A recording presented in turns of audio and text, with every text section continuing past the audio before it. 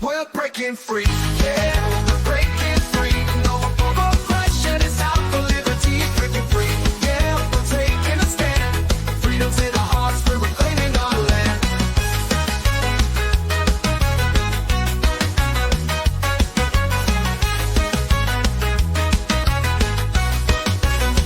They try to silence us, but we won't be tamed. Voices getting louder, can't keep us in chains. We got the power, we got the might. Together we can shine, together we can fight. Feel the rhythm in your feet, it's time to stand tall. Raise your voice and shout, we're breaking down the walls.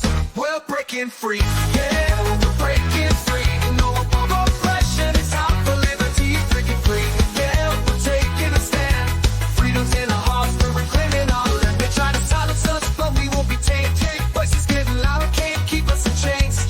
We got the power, we got the might. Together we can shine, together we can fight. Feel the rhythm in your feet, it's time to stand tall. Raise your voice and shout, we're breaking down the walls. We're breaking free, yeah, we're breaking free. No oppression is out for liberty, breaking free. Yeah, we're taking a stand. Freedom's in our hearts, we're reclaiming our land. We're claiming our land. Yeah.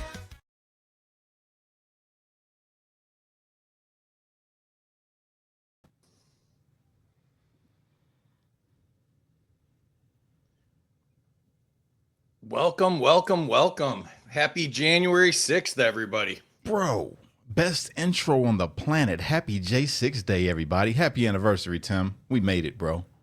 We did. Happy anniversary, Kash. So, Tim, earlier I threatened Kash that I was going to jump out of a cake for his January 6th anniversary. So, Oh my. Yeah, he Wow. went through the prison system too. Yeah. Well, Kash looks very good dressed like Enrique Tarrio. I won't explain that, mate. I'll let him do it then. nice. Yeah. Well, thanks everybody for joining us. Happy January 6th to you for those who celebrate. And just jump in the chat, say hello. Please give us a share. Really excited to do this. It did a little bit earlier and it was wildly successful to the point where I think I got mass reported for doing it. And my account was jacked all afternoon. Really? So, yeah. So, point of order, if you're following us on X, my first post is a link to my YouTube channel, which shout out to Creole Queen for getting that up and going for me. Really appreciate it. And B as well. And so that's up there. So if things go wacky, I'm live on YouTube. Kash is live on YouTube and Facebook as well, because he's far more popular and good looking than me. So he's got all the channels, he's real big on Facebook. Let's just say that. No, I'm not. No, I'm not. Not like I was. It's January 6th. I can say whatever I want. Misinformation all right. is the theme of the day, Kash. I can say All exactly what I want.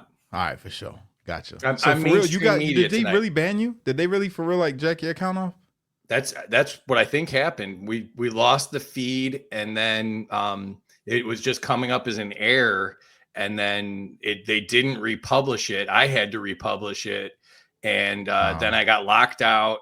And I can't like anything now. I can't bookmark anything. Like I've got like the whole voodoo going on my account. So if this is the last day of my account, it was totally worth it to hang out with you guys. So this is what happened when we did the medical murder with Terry's daughter-in-law, Leslie.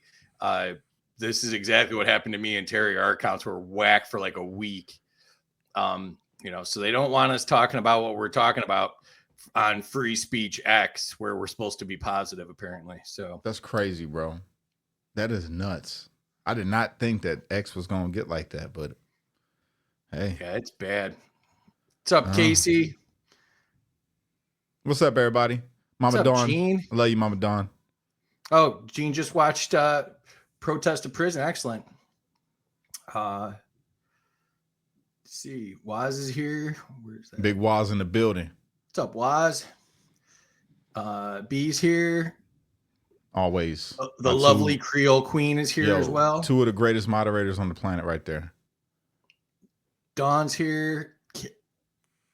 Catherine's here. Got a lot of people showing up. Thanks for coming, everybody. Rose is here. Yeah, please like and share this out. Anything you can do to help us, follow us, all those things. So, ooh, and here we go. What's up, Machine Gun Bobby? Machine Gun Bobby in the building. This is a J6 reunion. If only I could have got Scott, bro. I wanted to get Scott. Yeah. I really want to get Scott on with us, bro. Oh, Billy. Text, man. Billy. It's an inside joke, everybody. It's going down. It's an inside joke. Pizza? Yeah. Yes. Oh man, I remember all that, bro. He get out of the kitchen. For everybody that don't know, these are inside jokes from DC Gulag. This is what we did to pass the time. We would yell out. The COs some of them used to go crazy over there. They get mad, telling us to shut up, bro. Yeah. Yelling through the doors. Oh, Billy. Oh, Billy. Oh man, bro. Whatever happened with him? What's going on with Cressman? He's out. Yeah, I've talked to him a couple times on the family group. He's doing all right. That's good. Just waiting for Jan 20th like everybody else. I heard that.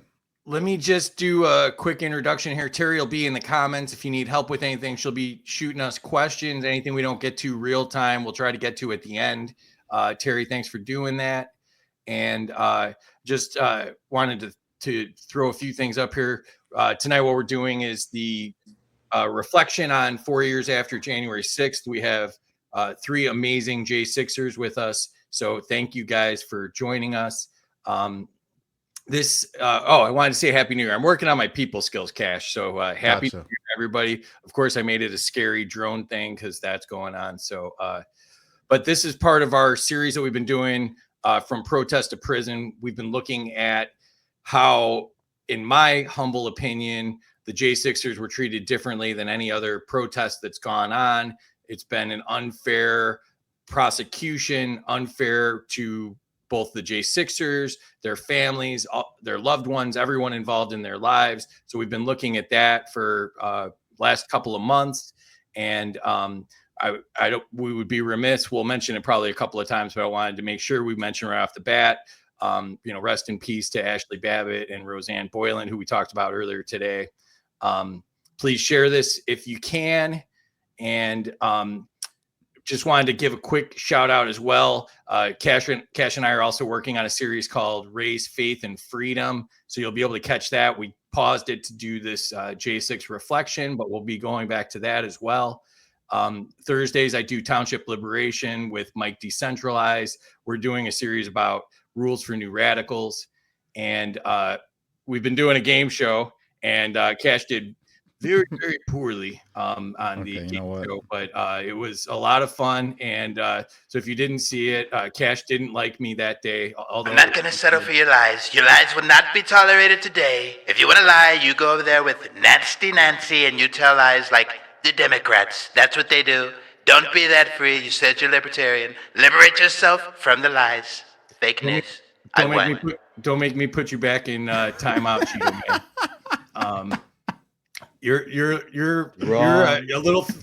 few shades too dark to be a Cheeto, man. Hey, Leanne, thank you so much for the super chat. Another amazing moderator of mine, Leanne T. I appreciate you. Love you. Yeah, thanks, Leanne. Appreciate you. Appreciate everybody that's helping us out. The help has been amazing. The support's been amazing. Yeah. One more plug. The original game show is You Aren't a Real Libertarian, where I tell people why they're not a real libertarian. So if you get a chance to join us, we've been doing them on the weekends, trying to do something a little fun, a little entertaining, do some education, but, try to make it a little fun. We talk about some serious stuff like we're talking about tonight. Trying to do something a little bit more fun. And, I get to rip on Kash and my friends, Casey and David and Joe and, all the other people have been nice enough to be my targets for those. So it's been fun. Make sure you're following Terry and then make sure you're following Waz. We were talking about the challenges on Waz or challenges on Twitter. One of the nice things that's happened is Waz has gotten subscriptions. So you can subscribe to Waz now. Waz is the best of the Patriots at uniting us all. Facts. And, he was the first one to help out Kash when he got out of prison to rebuild his account. Him and Casey and Anthony all jumped in, and we all tried to help Kash get his account back going. But Waz is the best. So if you are subscribing to anybody, please look at subscribing to Waz. And like I said, share it if you can. Appreciate it. So sorry for the delay there, guys, but thank you for joining us. Let's just go around the horn here and introduce everybody. Tim, go ahead and introduce yourself. Tell us a little bit about your background and how you made this illustrious panel tonight. Oh boy, yeah, it's such a flattering story. Well, so okay, my name is Tim Hale. I'm from New Jersey, the great Garden State, the People's Republic.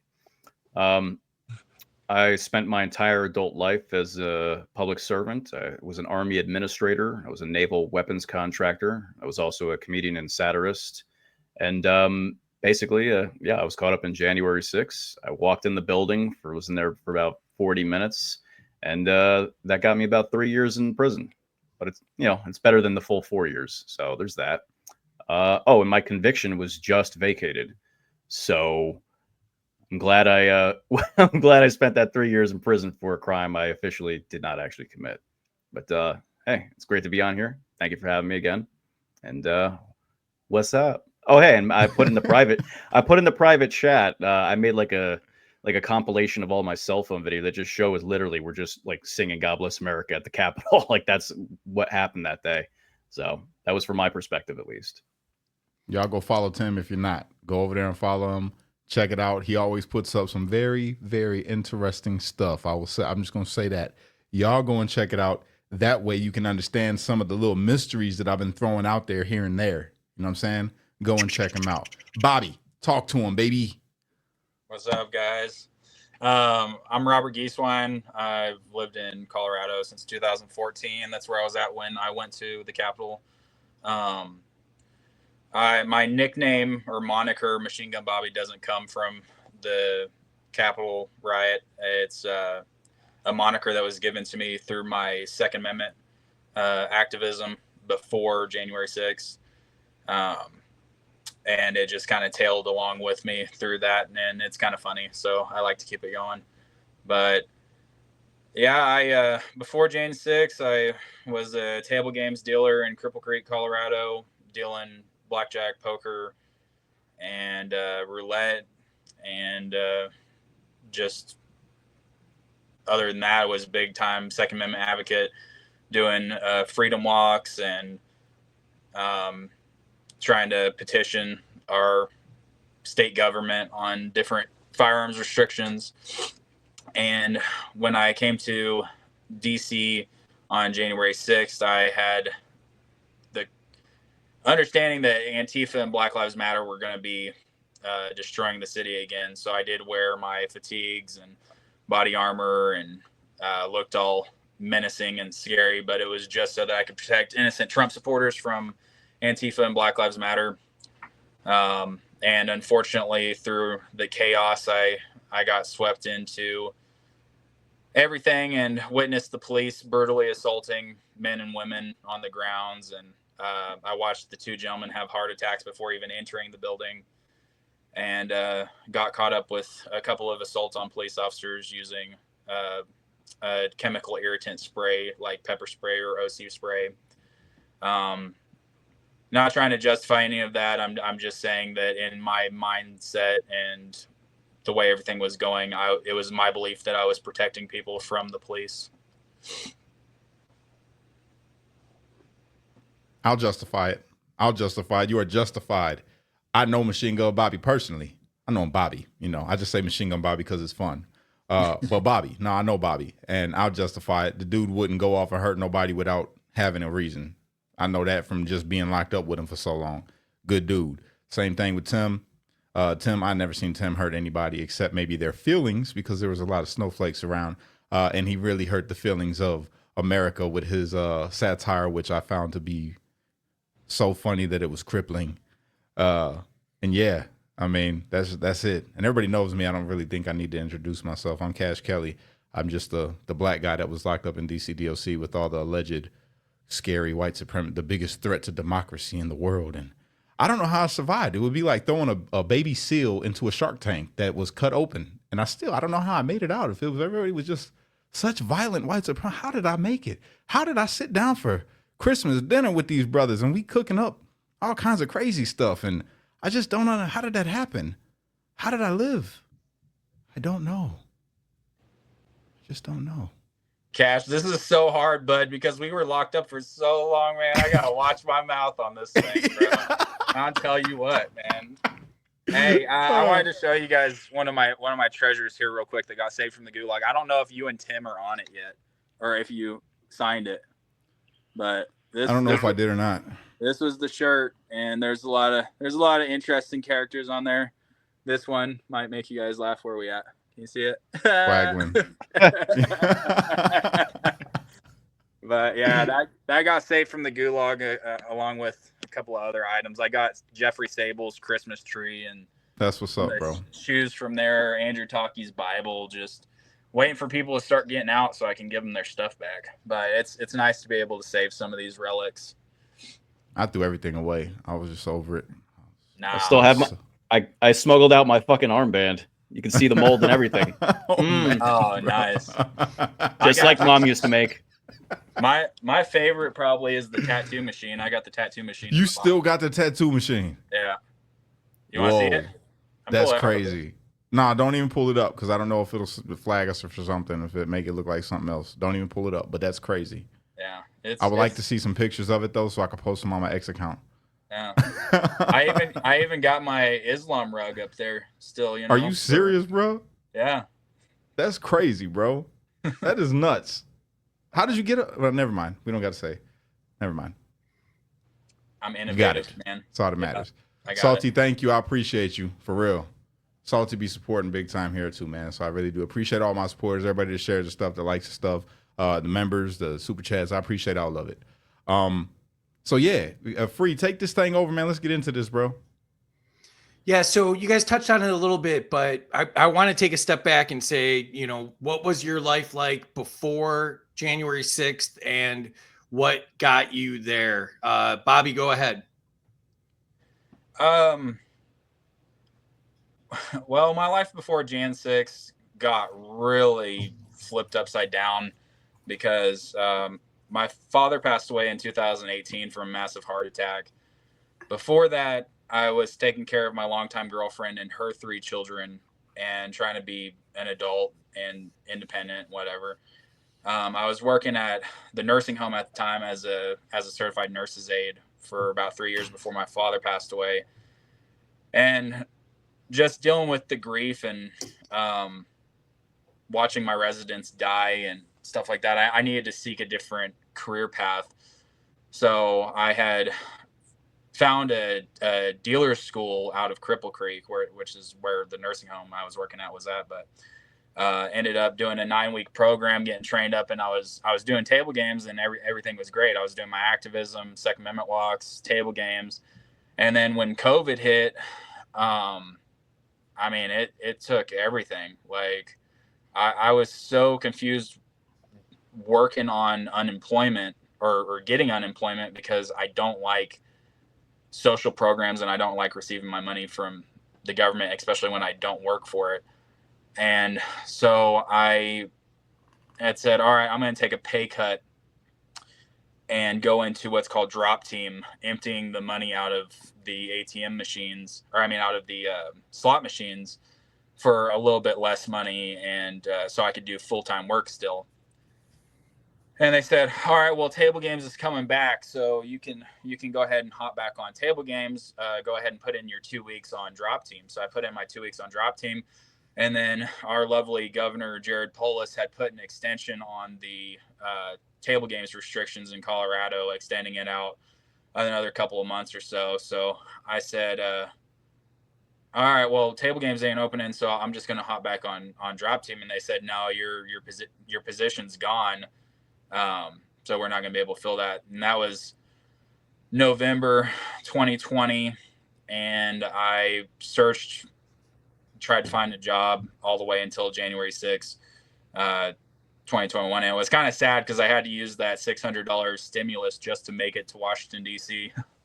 But it was a passion of mine, and I really wanted to be there to support Trump. And my biggest reason I wanted to be there, because I've been to other Trump rallies and conservative rallies and stuff like that, is that I've dealt with Antifa. I've dealt with the social communist parties that go out and attack innocent people and smash them over the head with piss bottles and whatnot. So I wanted to be there to try to put a buffer in between them and the people that were just trying to enjoy the rally.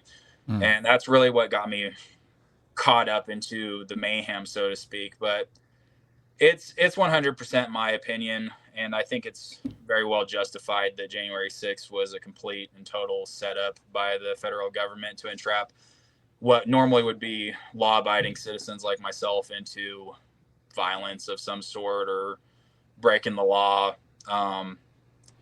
And my defenses in court were, I couldn't use them because I tried to use self-defense and defense of a third party with mitigating factors like mob mentality or some form of temporary insanity based off of the environment. And the government put in a motion saying that I was not allowed to use self-defense or defense of a third party, and it was granted by my judge, which was Emmett Sullivan, Michael Flynn's judge at the time. I dealt with the same judge for about 2 years until he dropped my case, and I ended up going to McFadden at the very end of my pretrial.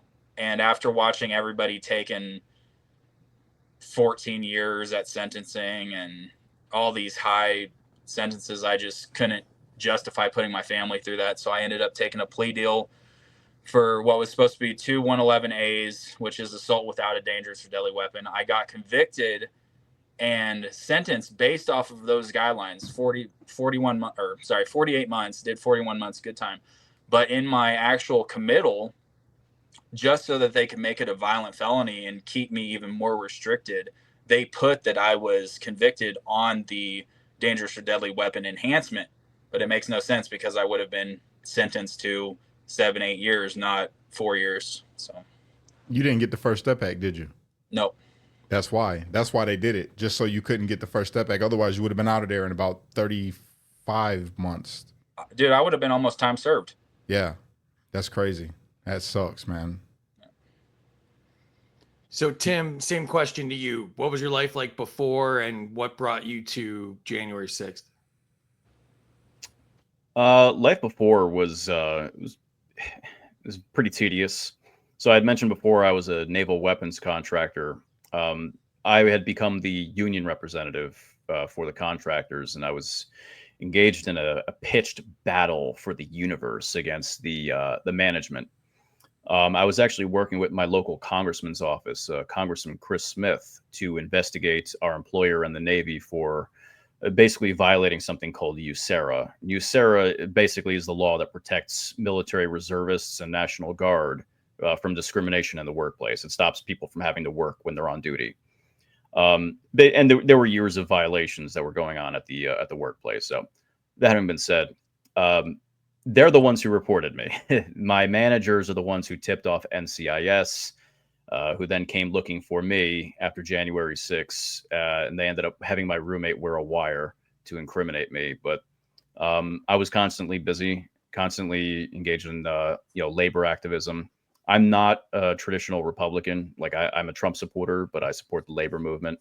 I'm pro-union, and I'm not an ideologue, despite the fact that we'll get into this, I'm sure. But the feds tried to frame me as a neo-Nazi or a white supremacist. I had mentioned earlier as well that I was a satirist, so they had gone to about a year before January 6th to try to find basically offensive pictures of me where I had a Hitler mustache. It was from satire in which I was doing reaction videos to Governor Phil Murphy when he was locking down the state of New Jersey. This is a tangent, but basically I did a reaction video of Tucker Carlson interviewing Governor Phil Murphy of New Jersey. and he's like, hey, what do you think about people's rights? I understand, COVID's pretty bad and all, but what about the Constitution? And Phil Murphy's like, oh, Tucker, that's above my pay grade. And it's just like, the Constitution's above your pay grade. So basically, I dressed up like Hitler and I did a reaction video. You've seen those on YouTube. And I'm just like, yeah, emergency powers. Why would you ever question the government? Right on. Yeah, just lock everything down.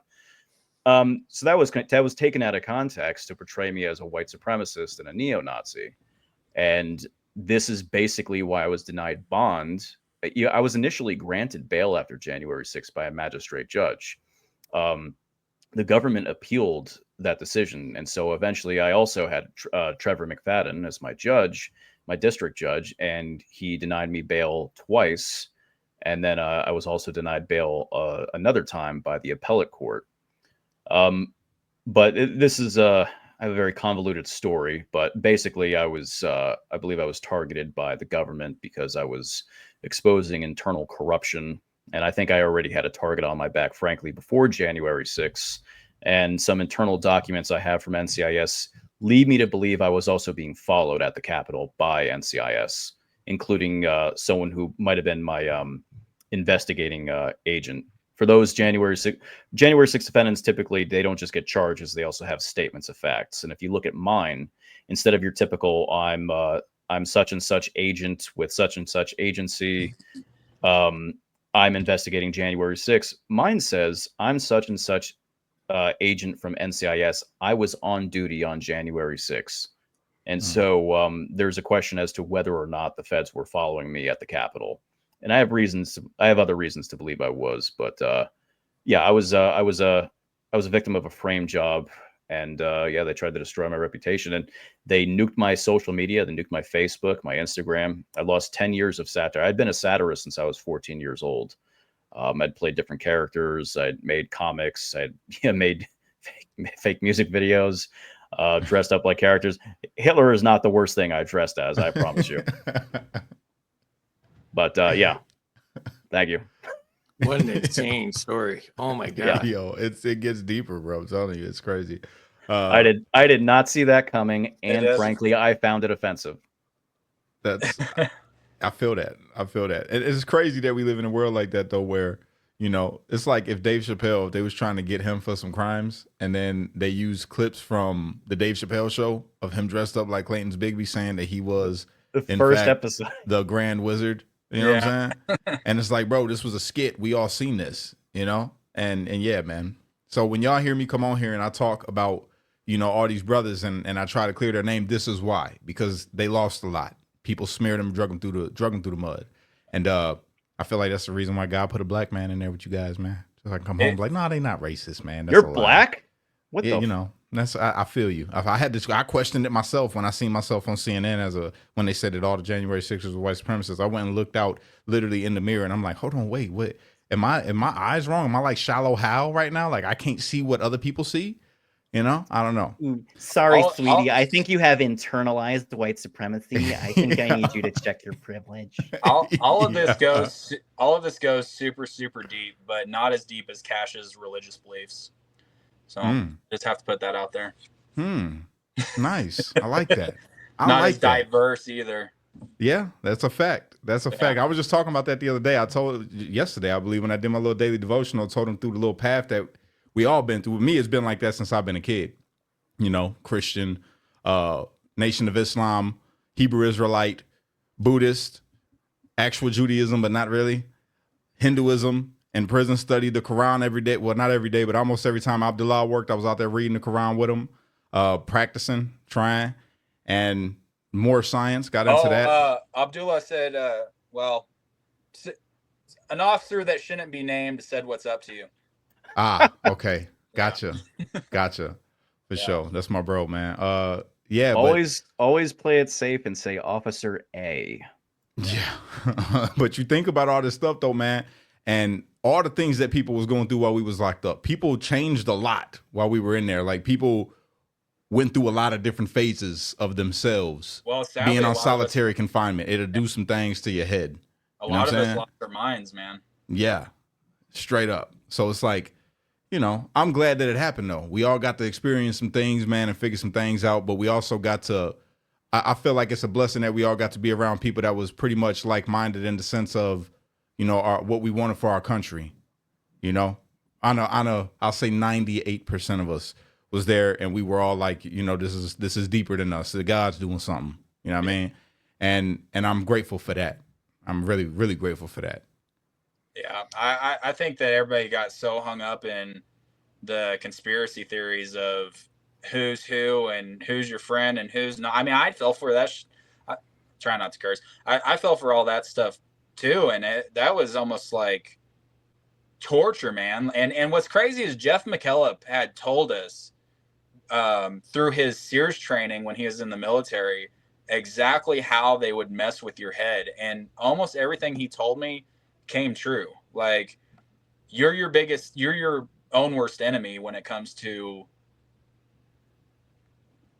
your mental stability, right? So that was the hardest thing for me, was not only my own internal thoughts of like, oh my God, what was this person trying to set me? You're looking at pictures, you're looking at Discovery, you're doing this and that, and you're like, who is actually on my side? And then it just listening to other J6ers saying the same stuff, and finally you just had to get to a point where it was like, okay, I know what I did, period. So it doesn't matter what anybody else, I don't care what anybody else did. I know that overall we were all there for the right reasons. And if there were feds or whatever in with us, if that is the grand scheme, which I do believe is that it was a setup to for one, crucify Trump and make us look like a bunch of crazy radicals, then that's bad on their parts. That ain't got weight on my soul. Facts. That's real. That's real right there, bro. Yeah, man. This is just like Sears school, man. I'm telling you, man. I'm telling you, see man. this guy on this video? That dude's a player, man. That's exactly what I did over in Kenya, bro. You see the dookie stains on the wall, man? There's man spray. There's Piss, man piss, spray, fecal everywhere. matter. There's man jizz all over the walls. Piss, shit, jizz, snot, man spray. Hey, you guys, Man, bro, I do you miss guys him. remember Cup of Salvation, Body of Jeff? Remember Oh the my candy God, jar? yeah. I have the candy jar. I have Cup of Salvation, Body of Jeff in that box right Oh there. my goodness. That's crazy, bro. And this is what I mean, though. You see the little things that we able to look back now and laugh at. Before, it was just a sad thing. It's just like, it brought us laughter while we were there, but that's real. And for those who don't know who we're talking about, Jeffrey McKellop, he got like 3 bronze stars, right? Or 6? Oh man, he's very decorated. I don't even know, bud. Green Yeah, he was Beret. a Green Beret, CIA contractor. He was a former Ranger. ODA 102. I don't know the unit, but he was just like that. Oh, yeah, I'm from ODA. Troy Smoxy. No, there was no smocks in ODA. Blah, blah, blah, blah. Yeah, He was a well of knowledge, though, bro, and he was right about everything. He said what they were going to try to do to us, and he literally was right. Every little tactic that the government used, and even things that the officers were trying to do, he knew what they was trying to do before they was trying to do it. Yeah. It was crazy. No, I don't want it. Yep. Yeah, that was Jeff. Jeff was a character, bro. He played their own mind games on them. And that was what was crazy. For anybody that doesn't know the Cup of Salvation, Body of Jeff, that's an inside thing. So Jeff McKellop had this peanut butter jar that he had a bunch of hard candies in, and I think it was his way of keeping people keeping their spirits up. So he'd walk around with this candy jar and just like bump up into you and say, "Cup of Salvation, Body of Jeff. Yeah. Do you want a piece of candy?" And so when he left, when he went to the medical in Texas, I took the candy jar and saved it for him because I just thought that would be a cool thing to have later down the road. Well, I got something for him over here, actually, sitting here. I've been trying to, I reached out to Cowboy Logic, and I was trying to get them to see if they can auction it off, because I got the 2 books that General Flynn wrote when I was in Oklahoma. I went to the conference that they were at, and I took some pictures with him, but I talked to him, and I talked to Boone about Jeff McKellop specifically, and try to put him on their radar, like, yo, you guys are military guys. This dude's he's down bad in there right now. Is there anything you could do? So they signed this book for me, and I gave them their information about him. I don't know if they reached out or what they got going on, but they signed this book, and I told them I'm gonna auction it off to be able to try to raise some money for Jeff. You know what I mean? So I got to sit in here, just put up, waiting for something to be able to happen with it. And yeah, when he gets out, I'm giving it to him if anything. But yeah, you know, I was thinking about that brother while I was there. I threw his name out there in front of him. Oh man, And- he's got a big spot in my heart, man. I love Jeff, dude. And Yeah. what you should realize, and what everybody should realize, is Jeff is being accused of assaulting police officers, right?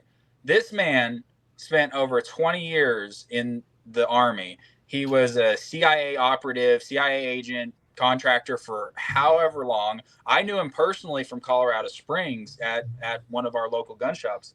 And oh, look at that little thumbs up. If he, with all of his training and all of his knowledge, if he thought that the necessary response was to, quote, assault officers to try to protect innocent people, who is more qualified to make that decision than somebody like Jeffrey McKillop? If this was just a bunch of radicals going and attacking the U.S. Capitol, why is it that we had law enforcement officers, first responders, military, all these different people that were, quote, assaulting the police, and they were just out of their right mind? How are you going to say that? They saw stuff that made them think that they needed to protect the people that were there. Real talk. Yep. You Yeah, ain't for said those not one lie. For those who aren't familiar with McKillop's case, he gave me his discovery and I smuggled it out. It's messed up because like they literally, so like you'll get like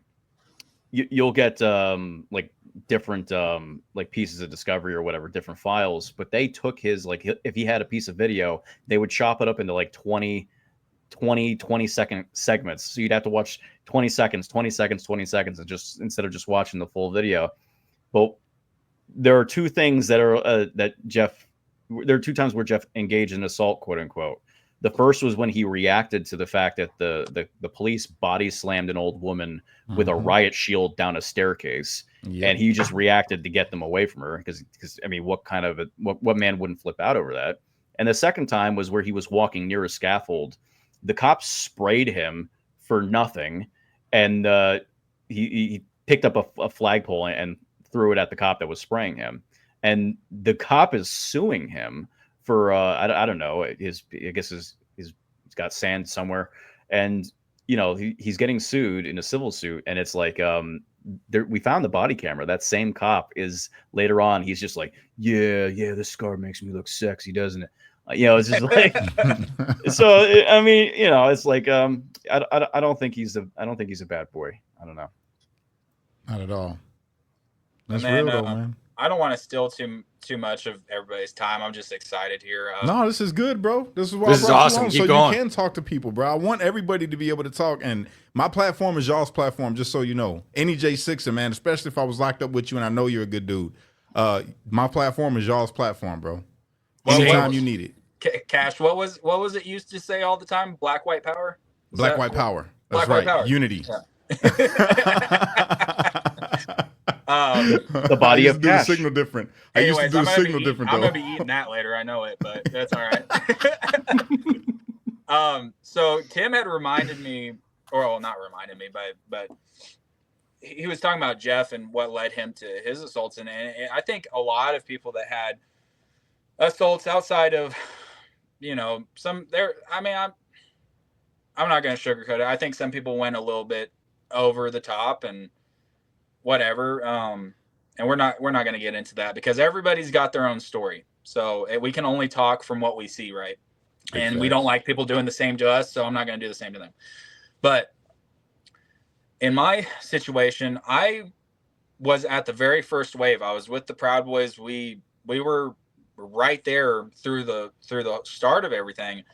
And, you know, when I think what kind of started setting everything off was when you see, what was it? Joshua Black. Is he the one that got shot through the face?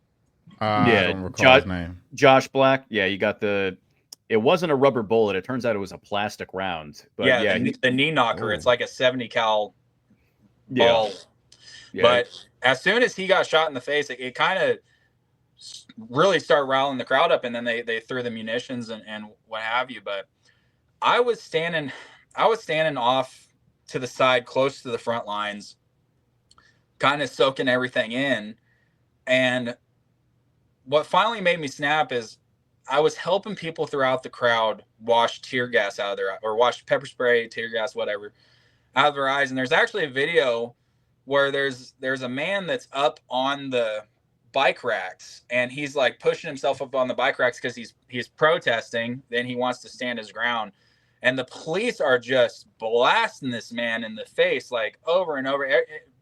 Kash and Tim know exactly the video I'm talking about, but I walk up and grab him, and I'm trying to pull him off of the bike racks just to get him out of there, because I'm like, dude, there's no way you've taken 5 gallons of pepper spray at this point. And he wants to stand there and do his own thing. So I'm like, whatever, come off this side. Right after that, there's this old man that's got a cane, super nice looking old man, like your grandpa, with a cane.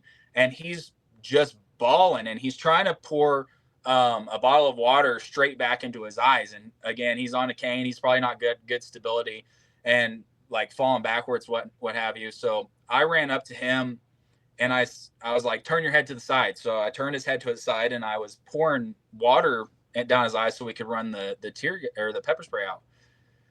And this is on video too. A white shirt officer, whether it be a lieutenant, captain, whoever it was, we're like 5 feet off the front line.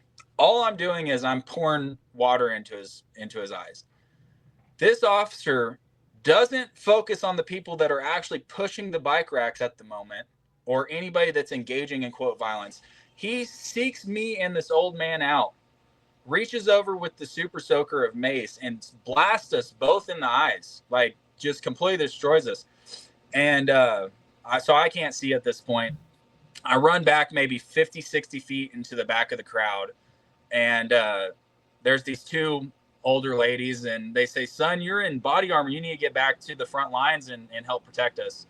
Sorry, I'm in the furnace room, so I'm right next to the furnace, if you guys hear that. You need to get on the front lines and protect us. And I'm like, look, I'm dying. I'm sitting on the ground throwing up. I got blood coming out of my throat and nose and stuff. And so they hand me a COVID mask, and they're like, here, put this on over your neck gaiter, and it might help you with some of the chemicals and stuff. And so I grab it, and someone hands me a water bottle from behind me. Again, I'm maybe 60 feet or so from the police line. Hands me a water bottle. I take a drink out of it, maybe kill like half of it, pour a little bit in my eyes, and I screw the lid on, and I chunk this cheap, I'm talking one of these water bottles, cheap, crunchy water bottle from 60 feet to the cop line. Bottle bounces on the ground, doesn't hit anybody. My first felony assault was Robert Gieswein attempted to assault, maim, or injure these 13 officers that were in danger of being hit by this water bottle. So after that situation happened, someone in the crowd had a can of pepper spray on them. I grabbed the pepper spray, and I said, look, I'm just going to stand off to the side, and if the officers do something to somebody else, I'm going to stop them from doing it. And cuz I can admit it, I was pissed at this point. I would be too. And so I grabbed this can of pepper spray, and I'm standing next to the bike racks, and this lady walks up, and she's being a little bit aggressive, she's yelling at him, whatnot. Officers shove her, like almost to the point where she falls over, and she turns around to flip him the bird. And the same white shirt officer, which I didn't know at the time, but I learned through my discovery, lifts his super soaker up to go and spray this woman. So I got him before he could get her, because in my opinion, she didn't do anything that justified that. And then from there, it just grew. But I'm telling you right now, whatever they say, if they say I have 6 assaults, I will admit that those assaults may have happened, but I want to show the American people why somebody like myself would make the decision. Like, I am a huge firearms enthusiast. I have training, and my whole life was firearms training, tactical training, CQB, hands-on. Why in the world would I make the decision to spray an officer as a law-abiding citizen? I've never been in trouble my whole life, unless it was in the defense of another person or myself. And I think people are starting to wake up to that fact now, but it's at the beginning, it was like nobody had our backs. Everybody had forgotten about us. The first 6 months, we were just a lost cause. And those days still haunt me. So I'll get off my soapbox here. Nah, you're good, brother. This is great. Bobby, This quick is question for you. Do you have social? Terry was asking me if we can promote you on any social platforms. I don't really. I think my Facebook is just my first and last name. And then TikTok, I think, is Machine Gun Bobby. I think Instagram is Machine Gun Bobby. But I'm not a big time. I'm not. You can ask Kash. All throughout prison, I'm a survivalist. That's what I do. I was leading up to that story. This man is a survivalist, bro. He would go outside when they would let us have rec. Man, bro, my man was grabbing dandelions and creating dandelion tea. I didn't even know you could do that. But we didn't have no options of anything. So he's like, man, I'm just trying to be creative, bro, so we can have something else in here. You know what I mean? But he knew what he was talking about. I get home and I start looking up survivalist stuff. It started to interest me. And I'm like, yo, this dude knew exactly what he was talking about. Had a whole book dedicated to it. So he's out there looking for the vegetation that's in the book. And I'm like, yo, this is crazy. But you made it work. Man created a whole salad one time. You remember that, Tim? Created a whole salad from herbs and stuff that he found outside. Remember one time he almost picked dandelions for someone where everybody was pissing. There was this one corner where everybody just, where there was no cameras. Hey, that guy. Say this. Oh, go ahead. Bobby was very clean with his stuff though. That's why I'll say that, because the man would cook. That wasn't the only things that he did. He would throw down in there. We all would throw down, but Bobby would be one of the ones that's like, yo, I'm finna go out of my way to. And he made, like, when Christmas time came around and Thanksgiving, Bobby threw together all kind of cakes. You remember that, Bobby? You had like Oreos and whatever it was, man, all the little treats that they let us get off of commissary. And my man literally created like a gourmet style cake in prison. Yeah, I used to make, as much as I could, I used to make the birthday cakes for everybody on their birthdays and stuff, just try to lift their spirits. And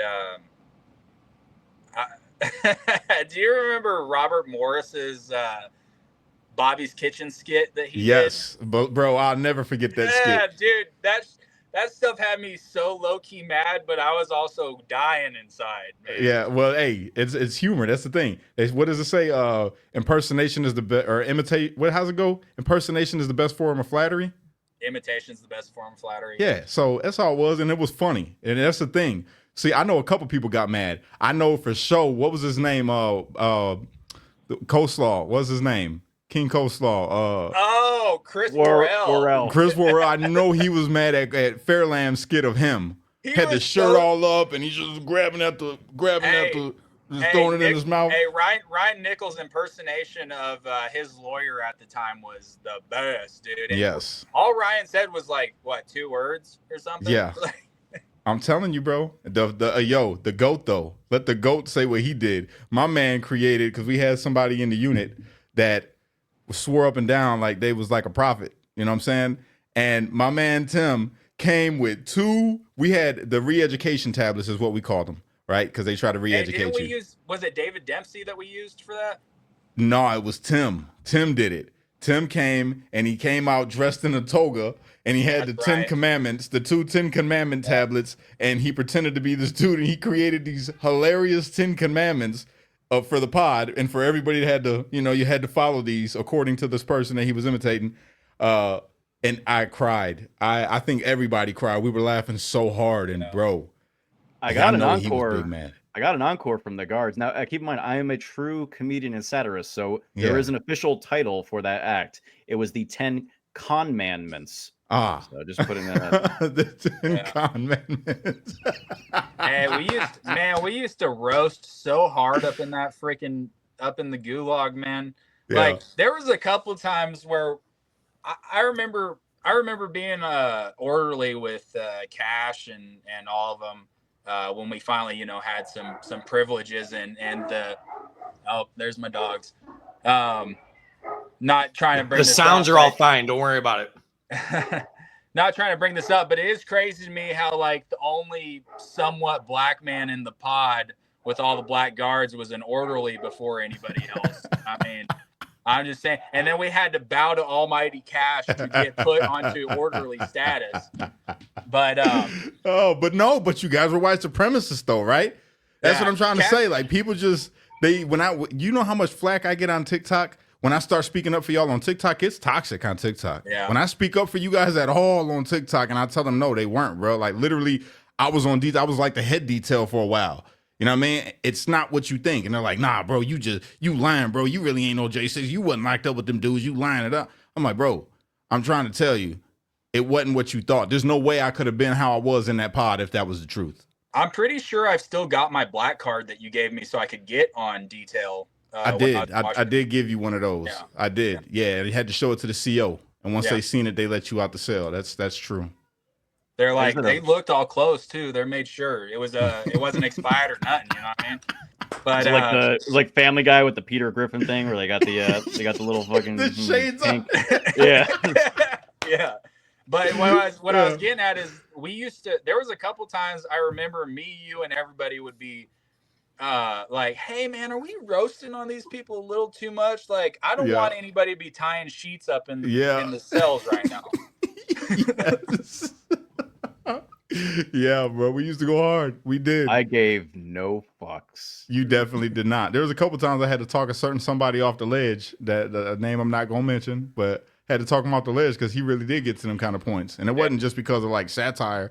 He was just getting to that point with life. Like he was just freaking out, bro. Like freaking out. And I felt for him when he was going through them times. So I'm like, man, I'm gonna go talk to this dude real quick, man. And I'm sorry to cut you off. I just realized I have like 12 copies of my script from the second Hopium Den, the trial of Civic, and I've been going back and forth with well, actually no, Scott's been going back and forth with Ronnie, and it's just funny because I remember I had Ronnie play you, Kash, in the skit. I remember. And that was hey, Ronnie did good though. I ain't gonna lie. Ronnie did a good job, bro. I can't take that from him. He did a good. I didn't have another black guy. I had to use a Mexican. It's just whatever. Hey, you said Civic. I thought it was Bart Simpson. Oh yeah. No, you know what I remember that I just Civic.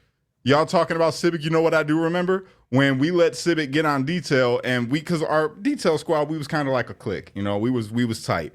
So they would let us stay out way later than all of y'all. Like we could stay out all night depending on who the CO was, and we'll be playing chess and playing poker. So one day we're in there playing poker, and I forget who was there. I think it was me, Ryan, Civic, and Fairlamb. Shane. Was it? No, it wasn't Fairlamb. I think it was Shane or Doodoo. One or the other. And we're all talking crazy and we're making jokes, and I'm roasting somebody, and Civic's cracking up at the jokes. I get up to go out, and he hit me with a good game because I just whooped him. In poker. He hit me with a good game and he smacked my backside, bro. I got so mad I almost beat him. Like they had to tell me, like, bro, it's not worth it. Don't do it. I say, bro, don't you ever? He goes, bro, I didn't know. Like, this is what we do with our brothers. And I didn't know that you don't play like. I said, no, I don't play. Bro, we're in prison, bro. We don't play like that in prison.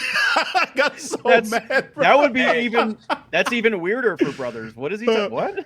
No, I mean, you know, in football and stuff, we didn't hit him with a good game or whatever. And he didn't mean nothing by it, but I'm so on call. I'm like I'm on, mode. I'm like, this is prison, bro. We are not playing like that in here, bro. No. Yeah, you cool, we straight, but don't ever touch my booty like that. hey, so Kash, I'm putting you on blast here for a minute, dog. Go for it.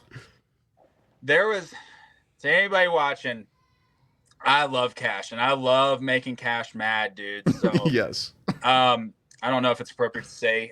Depending, don't say that. Just say alternative lifestyle games. Alternative lifestyle games in jail can be quite fun. So there'd be a lot of times I'd either walk up super close to Kash and kind of like breathe on his neck a little bit, or give him a little smoochie off to the side, just like this.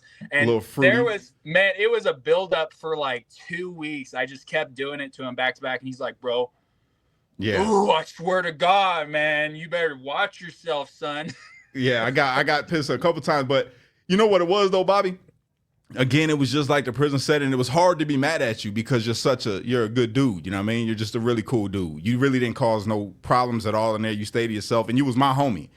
So you got comfortable and start playing and doing stuff like that. But it wasn't like what Civic did. Your stuff was more. You ever seen them funny videos on Facebook or on YouTube or something when somebody goes up, somebody in the store and they're like, like in their ear. It was stuff like that. It was stuff like that, and they'll be like, bro, stop playing with me like that. but real talk, overall, looking back at it now, I'm just like, man, I'm happy, especially going to prison, for real prison, and seeing what really does happen. It's like, man, I'm grateful that I was there for as long as I was, because I'm talking about I walked past cells and seen blood doo-doo rags on the ground. Like, it was for real, like, in there. You know what I'm saying? And yeah, it was. I was grateful that I was in DC as long as I was. I'm just gonna say that. Me too. After the fact, for sure. Because I rolled with the independent white boys, and that's supposed to be like supposedly the least political car, so to speak. And man, I tell you what, getting drug into that stuff forcefully, otherwise you have to. There's no choice about it. If you want to survive, you got to do some of that stuff. And that stuff weighed on my mind so much about just making it day in, day out in actual prison. And then I would think back to being in the gulag, and I wouldn't change that time for anything. I grew so much as a man in the DC gulag, as much as, it's the same thing. Like, if I don't personally have siblings like that, my younger sister's like 7 years younger than me, so we didn't have quite the relationship like, same age siblings would. But even if it's your friend that's living with you or your brother's living with you, you're going to get at each other's throats. You're going to want to completely just be done with each other, especially after you guys don't understand living with somebody in a household when both of you are going out working or playing video games or this and that, and you can escape each other. You still get frustrated with that person. You got to think about being day in, day out, 24/7 for however many years straight, talking to each other through the vent system. Tim, that one's for you. Talking to each other through the vents, telling jokes, singing songs to each other and stuff like that, losing your ever-living mind with these people. And they can look at you wrong and it'll be the end of the world. But then you remember, all right, we're brothers. We're in here for the same stuff. I got to just chill. But they're everybody. Any J6er you name, there has been a time that I have wanted to strangle them. And I'll just be honest. But I love them to death.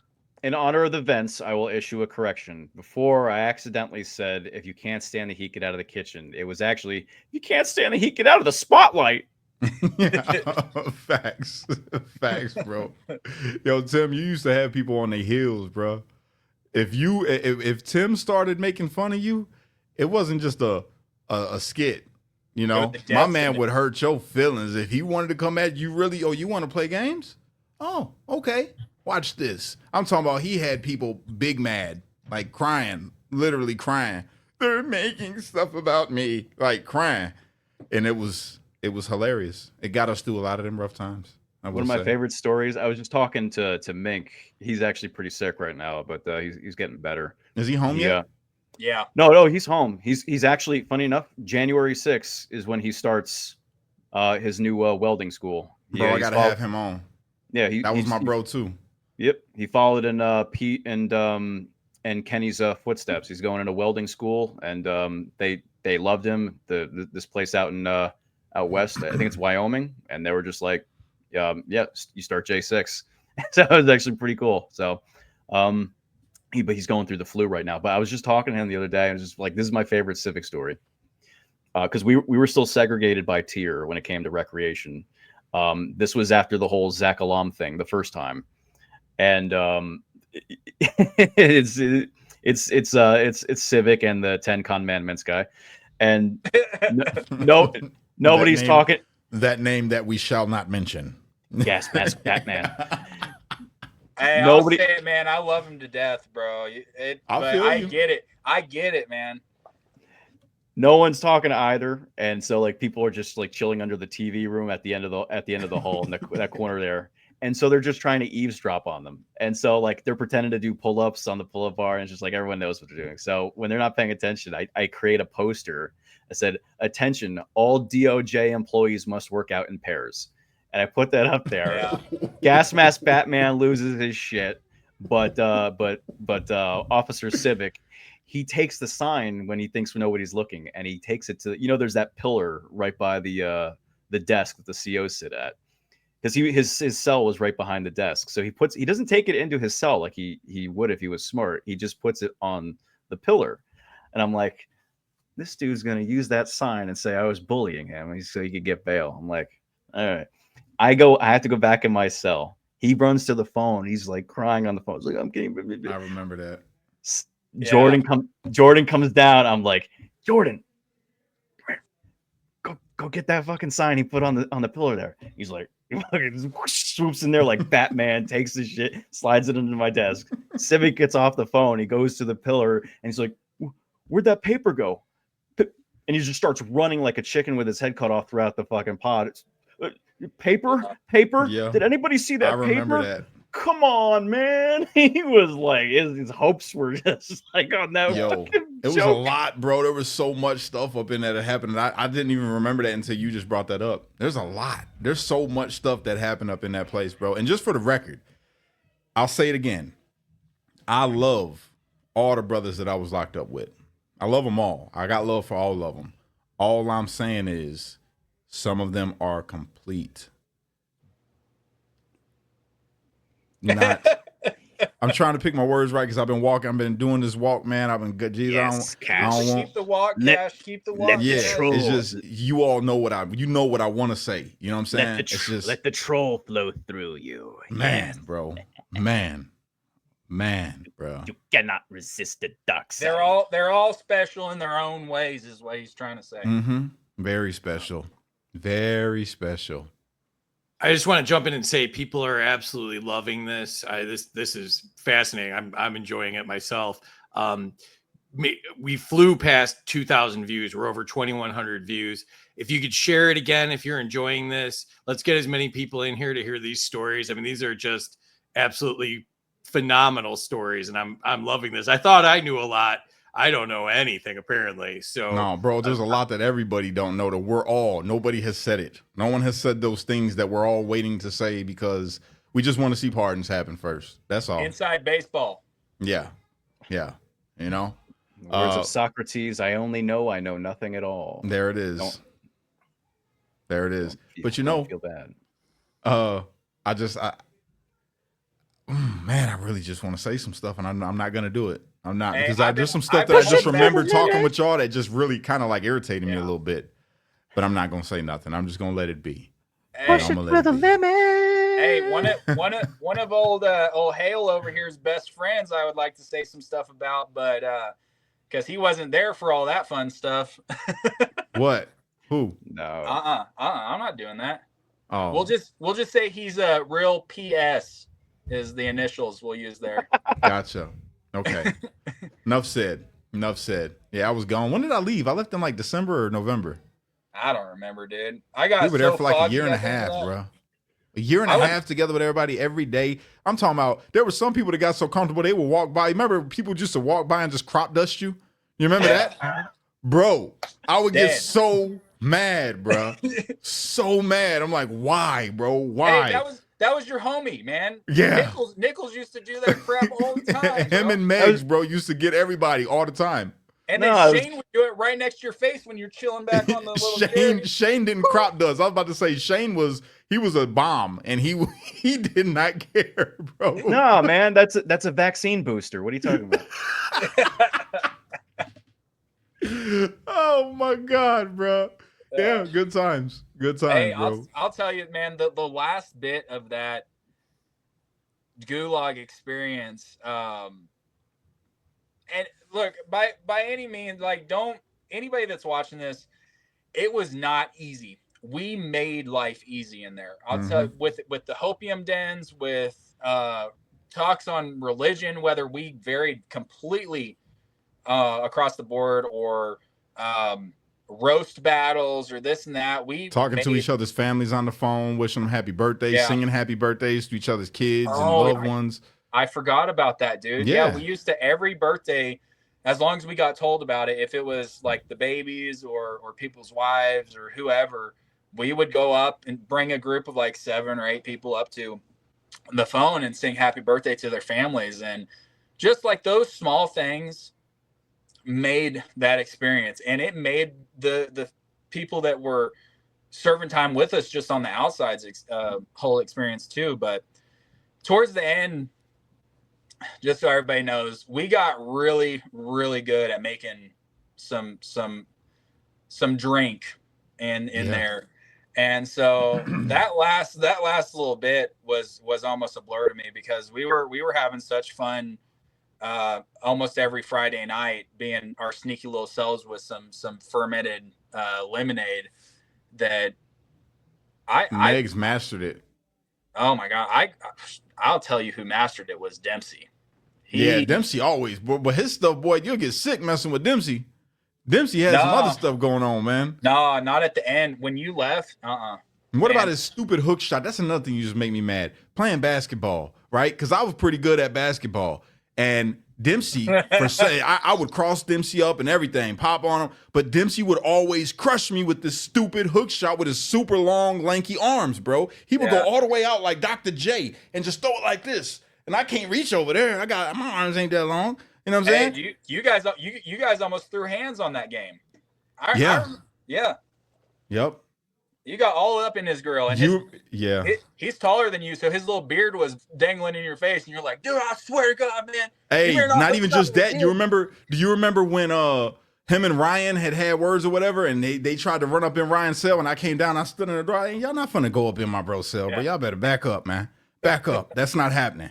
And then who was it? Who else? Doodoo. Me and Doodoo got into it. Hey, but Doodoo was the crap starter, man. He would be like, Doodoo would start. I love that brother, man. I miss him. Talking about you, man. You need to go down there and confront him. Are you a weenie? Weenie, bro? You need to go down there and talk to your homeboy right now. I remember when we were playing basketball and he blacked my eye, bro, on some snake stuff, right? And I was so mad. I'm like, nah, man, we running a fade for that one, bro. That's not how we running a fade. And he was like, bro, I'm not gonna fight you. You my brother. I'm not gonna fight you. I said, nah, bro. I'm getting my lick back then.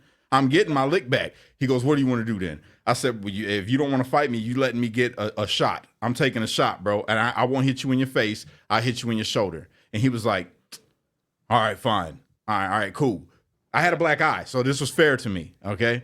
I went back and just, boom, I hit him so hard in his shoulder, bro, that his whole body flew back on Ryan's bed. You guys remember the bruise that he had right here? My man had a big old purple and black bruise, and then after that, we was thick as thieves again. We was playing poker every night, playing. He used to get mad. I used to whoop him in chess all the time. All the time. He would get so upset, bro, and like a sore loser. I'm like, you're like a child. You're like a child right now getting mad because I beat you in chess, bro. It's a game.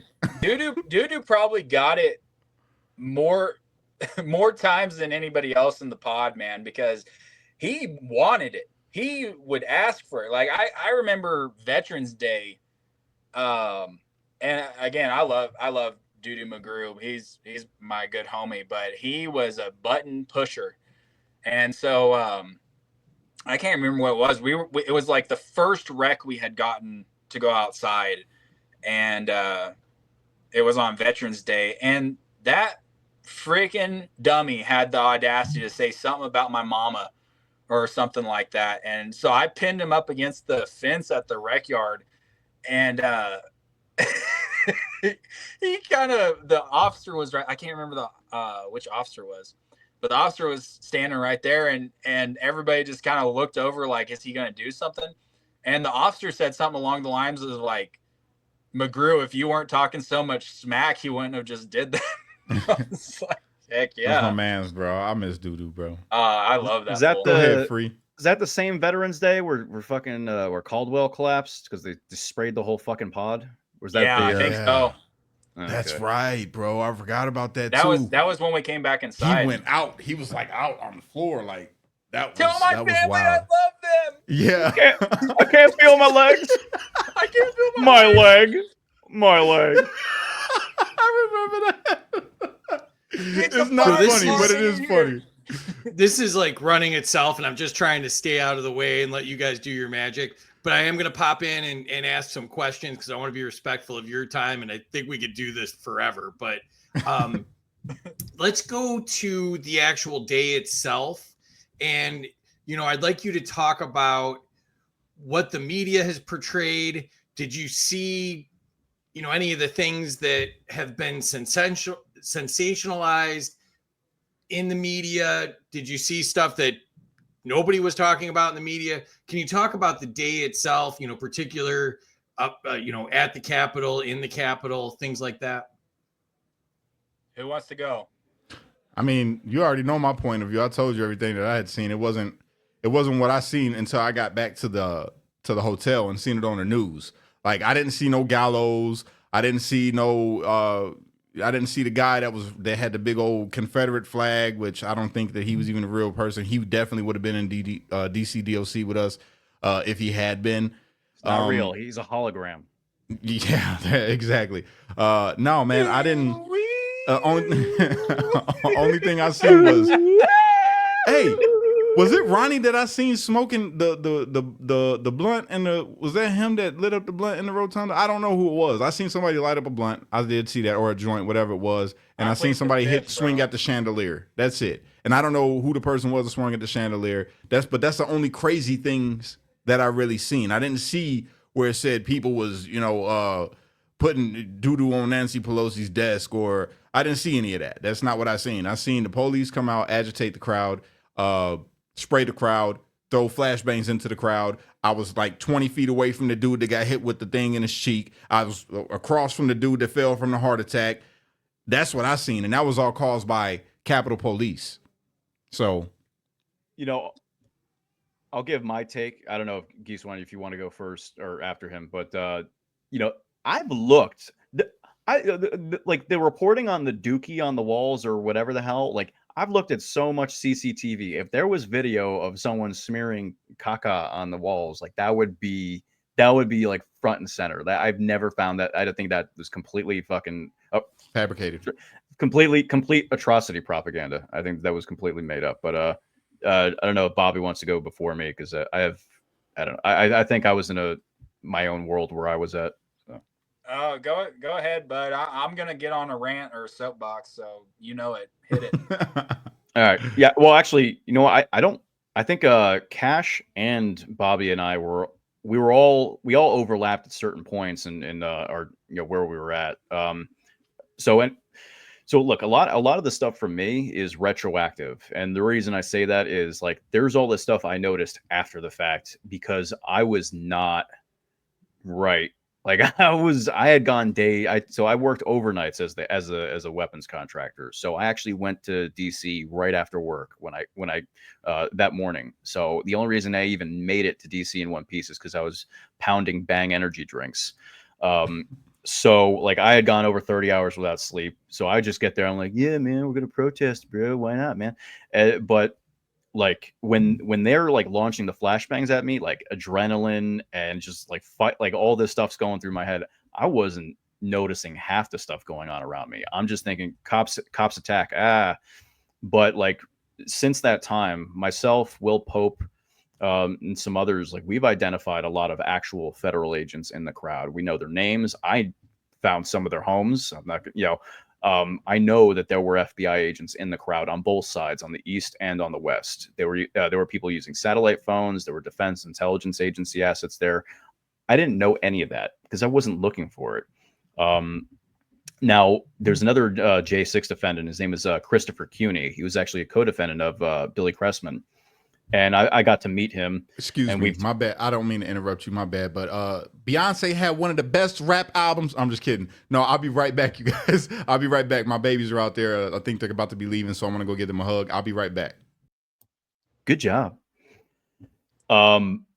So yeah, the Billy Cressman and Christopher Cuny, they were basically set up by this FBI informant. The Proud Boys got infiltrated. The Kansas City Proud Boys, at least, were infiltrated by an FBI informant named James Knowles. He was next to me multiple times. I think he was next to Gieswein too when we were in the Capitol Visitor Center. And so like there are all these things when I actually retrace my steps inside the Capitol. There's crazy stuff all around me. It's not like you got people like, yeah, this is our house. Like that stuff's real. And it's like, that's why they're not like, they don't want people looking at the CCTV and the video. And it's just like, there are things like Bobby was alluding to earlier. Like there are things that we probably wouldn't have done if like we were more self-aware of what was actually going on. But like there's a certain, like there's an Overton window to like what is acceptable or like normal behavior, even under really like stressful situations. And it's suspicious. And, you know, like when we were in there, when we finally got access to some of the evidence, we would just spend hours and hours on these crappy little tablets watching CCTV and body cams. And it's just like, that doesn't make sense. There's so much stuff that I missed that day. So my ridiculous, like my convoluted, stupid answer is there's not a lot I witnessed that day, but retroactively, there was a lot going around me I was not aware of. That's my answer, I guess. Yeah, and I'm glad you went first, man, because it's crazy reliving a lot of this stuff because you forget so much. Like, I really don't want to be a baby about stuff and say like, because we got actual brothers that were in the military and have real PTSD, but there is a little bit of that goes on around January 6th, because when we first started seeing that discovery, it was like a completely different day than what I remembered happening, you know? So we'll start at the beginning because I do have some interesting points. It's just going to be a long story if everybody's down. I had gotten to Washington, D.C. January 4th and super late because I had driven all the way from Colorado to Washington, D.C., which was about 28 hours plus stopping. So like 30-something hours straight. And I was walking around the city and the Capitol, just checking stuff out. Everything seemed pretty normal. Well, then we come to the next day, January 5th, and the security level on Jan 5th versus January 6th was so much higher than it was on the following day. You had the local police running the city with bomb dogs everywhere. The entire city running the bomb dogs around. And I went to the Freedom Plaza rally that Mike Lindell and some other speakers were at, the Save America or Stop the Steal rally at Freedom Plaza. And there was quite a bit of people there. And I was in my fatigues and everything. So before I left Colorado, on my plate carrier, I used to carry 6 AR-15 magazines, mag pouch. And I knew that firearms were illegal in DC. And I was, like I said, I was coming to protect innocent Trump supporters. So I had taken that mag pouch off of my plate carrier and I replaced it with 2 IFAKs, which are like, you know, first aid packs. And I also had some extra first aid and conditioner wipes for mace and stuff in my backpack again, because I thought Antifa was going to be there. Now, being the law-abiding citizen that I was, I didn't know what the rules were on any defensive type weapons like batons or anything like that. So I didn't bring anything to be to protect myself offensively in a defensive situation. And a bunch of the Trump supporters that were there at Freedom Plaza said, hey, Antifa's going to be here tonight. They're already posting on their social medias and this and that they're going to be dressed as Trump supporters so that they can infiltrate into our groups and assault people. And so I had several people come up to me and say, hey, do you have anything to protect yourself? Do you have anything to protect yourself? I said no. Finally, one gentleman said, hey, I've got an extra baseball bat in my car if you'd like to use that to protect yourself. And at this point, everybody had me so scared. Not scared, but, you know, it's a little intimidating that Antifa and Black Lives Matter were going to be just running the street that night. I was like, you know what? Yeah, let me go ahead and get that. So that night we went and were looking for where Antifa was going to be at. And the police in the city were actually barricading Antifa on the Black Lives Matter Plaza or Black Lives Matter Boulevard, whatever that stupid street's called. And they were protecting all of them. And even that night, they were assaulting Trump supporters and like had their backs to Antifa and Black Lives Matter and were facing us. And so I was like, man, this is when my mind started to think this doesn't feel right, because any other rally I've been to, typically they're more concerned about the communists than they are the conservatives. So it already felt a little bit fishy to me. So the morning of January 6th comes. It's maybe 6:37 in the morning, and I'm heading to find out where the Trump rally is supposed to be, because I have no idea. I heard from a couple people it was at the Jefferson Monument, which I didn't know what that was, and they said the Ellipse. I started mapping to the Ellipse, and the Kansas City Proud Boys that Tim was talking about, I had seen them on the side of the road, and they were in body armor, protective gear as well, which includes Billy Cressman and Chris Cuney and the FBI plants that apparently they had into Kansas City. Well, I came up to them because in my mind I was thinking, hey, these guys look like they could help me. If stuff goes down, they've got my backs. And being in the militia movement for most of my adult life, I knew that I needed that backup in case stuff happens, because I don't want to get murdered out here. I got a family, whatever. Anyway, so I go up to them. I say, hey, would it be okay if I just hung out with you guys today so that I'm not alone in Washington, D.C.? It's a pretty intimidating city. And they said, yeah, but we want you to wear this orange tape on your vest, helmet, whatever, so that we can identify you in the crowd. If something goes down, we know that you're a brother. We can protect you. And well, we'll leave whoever gave me the tape. We'll leave that out just because I don't know how their case is going right now. But we go to the Ellipse all together.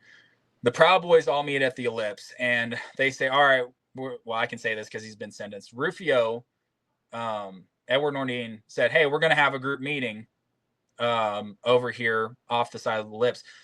Mind you, at this point, I'm not a Proud Boy. I run a militia, or at the time I ran a militia in Colorado. I was just hanging out with them, trying to have common people in protection. So their meeting, this was all it consisted of. It wasn't, hey, we're going to go storm the Capitol. We're going to go take this over. We're going to show those cops what's up. It was nothing like that. They said, we are going to walk around the Capitol and protest the election while we look for Antifa. The main goal is we are looking for Antifa because we're keeping them away from the Ellipse, because guaranteed they're going to be coming to the Ellipse for all these Trump supporters. That's what we're screaming the whole time is you know, F Antifa and this and that as we walk around the Capitol. So we go from the what would it be? The south side, east side, around the north side to the west side of the Capitol, where they say the Proud Boys staged the first attack or the first breach on the Capitol. What they don't tell you in the news is that there's a line of taco trucks on the side street right there on the west side of the Capitol. It's a huge line of taco trucks and hamburger or whatever, Red Bulls, and they got snacks. So Proud Boy said, hey, we're going to stop and have lunch right here because there's a bunch of freaking food trucks right here. And the news makes it out like they had made this grandiose plan to stage an attack right here, but never mentioned the fact that there was 10 food trucks along this street, and that's why we had all stopped right there. It's also worth noting the CCTV shows on the dome camera of the Capitol that the Capitol Police were watching the Proud Boys all morning. The camera was actually following them as they did their march all day. There was no way in hell the Capitol Police were surprised by the Proud Boy breach, not justifying it or whatever, but there's no way they didn't know they were on their way or even coming close. There's no way possible. Complete they were watching them complete the and whole total time.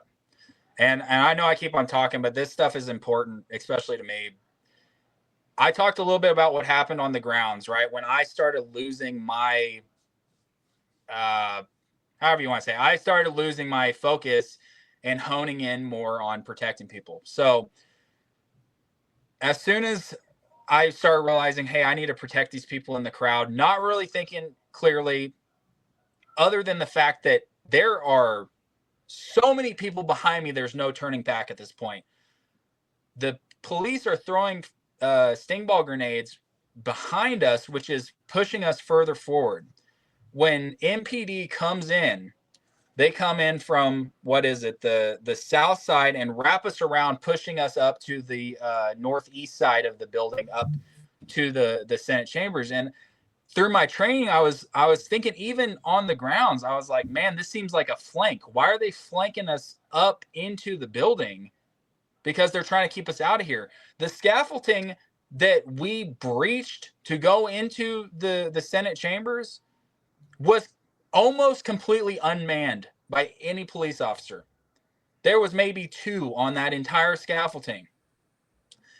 And so anyways, we push up through there. We get to the building. I'm knocking. So the flank was my first thought. Hey, this seems kind of odd. I'm banging on the window, not to break it, but like, as a little kid, like, let us in. We're protesting. Yeah, I'm big and strong, blah, blah. All of a sudden, somebody throws a 2x4 through the window, and my brain starts processing like a computer what's going on. And I said, oh my God, people are going to actually go inside. I was like, I've got body armor. I seen what the cops were doing out there. I've got medical supplies.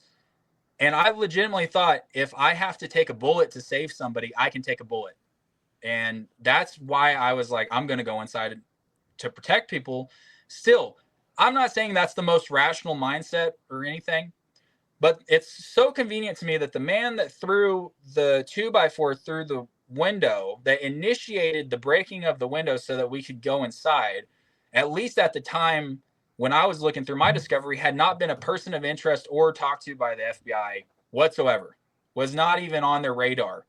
He's still not identified, by the way. Pizzola got full blame for breaking the window, but his hashtag is red on red glasses. The Indian dude in the red coat, I believe he's the one who throws the 2x4. Still unidentified. Shocking. It's a lot of people that's unidentified. Real talk. We got Kenny in the building, man. Bring Kenny up. Kenny?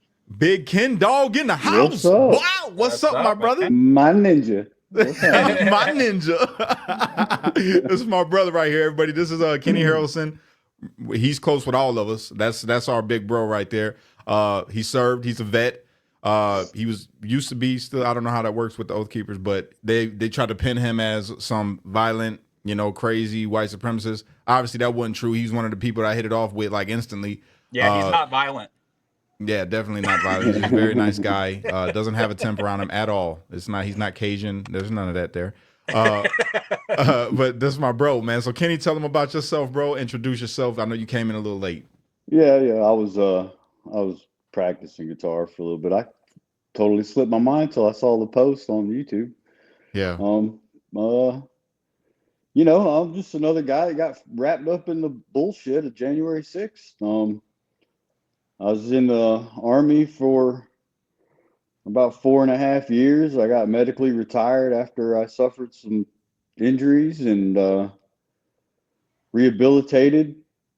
Ended up taking a job at SpaceX, worked at SpaceX for a while, and ended up going to January 6th to do some security details for some speakers, and ended up rolled up like everyone else.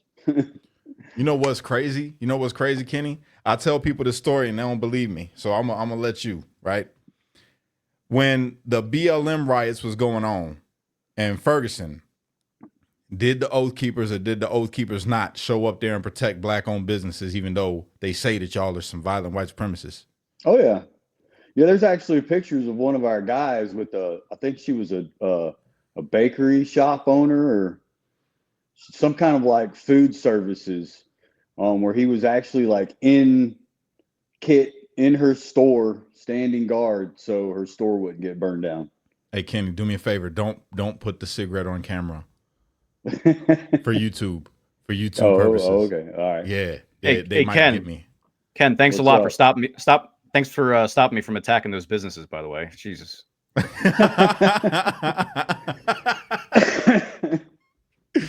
No, man, they did y'all dirty, bro. They did y'all dirty. I speak about you quite often, Kenny, you and Kelly, and try to just put that out there for people, man, because I remember when y'all seen what was being said about you guys and how y'all felt when we was locked up, and it hit me, and I felt instantly bad. I'm like, man, because like I said, y'all was my bros in there. You know, we sat together literally every single day. Well, you know, a lot of people don't realize that even on the indictment, I mean, there was 2 black guys and a transgender.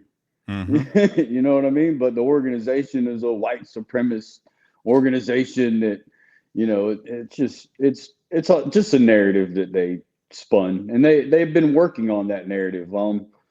I think the American Defamation League and another organization had already deemed the Oath Keepers as a white nationalist, white supremacist organization through their research, and you know, it was all part of the scheme. Yeah. No, I feel you, bro. I feel you. I'm just glad that you're home. You're looking healthy, bro. Look like you got your chest out, bro. What's going on, man? You been in the gym or what? Nah, bro, I'm still doing my 1,000 push-ups and handstand push-ups and you pull-ups, and I'm still doing it, bro. I ain't stopping. I got to show you something.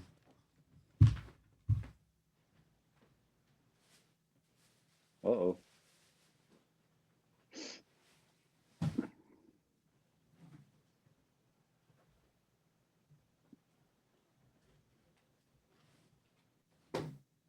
He got lost. Yeah.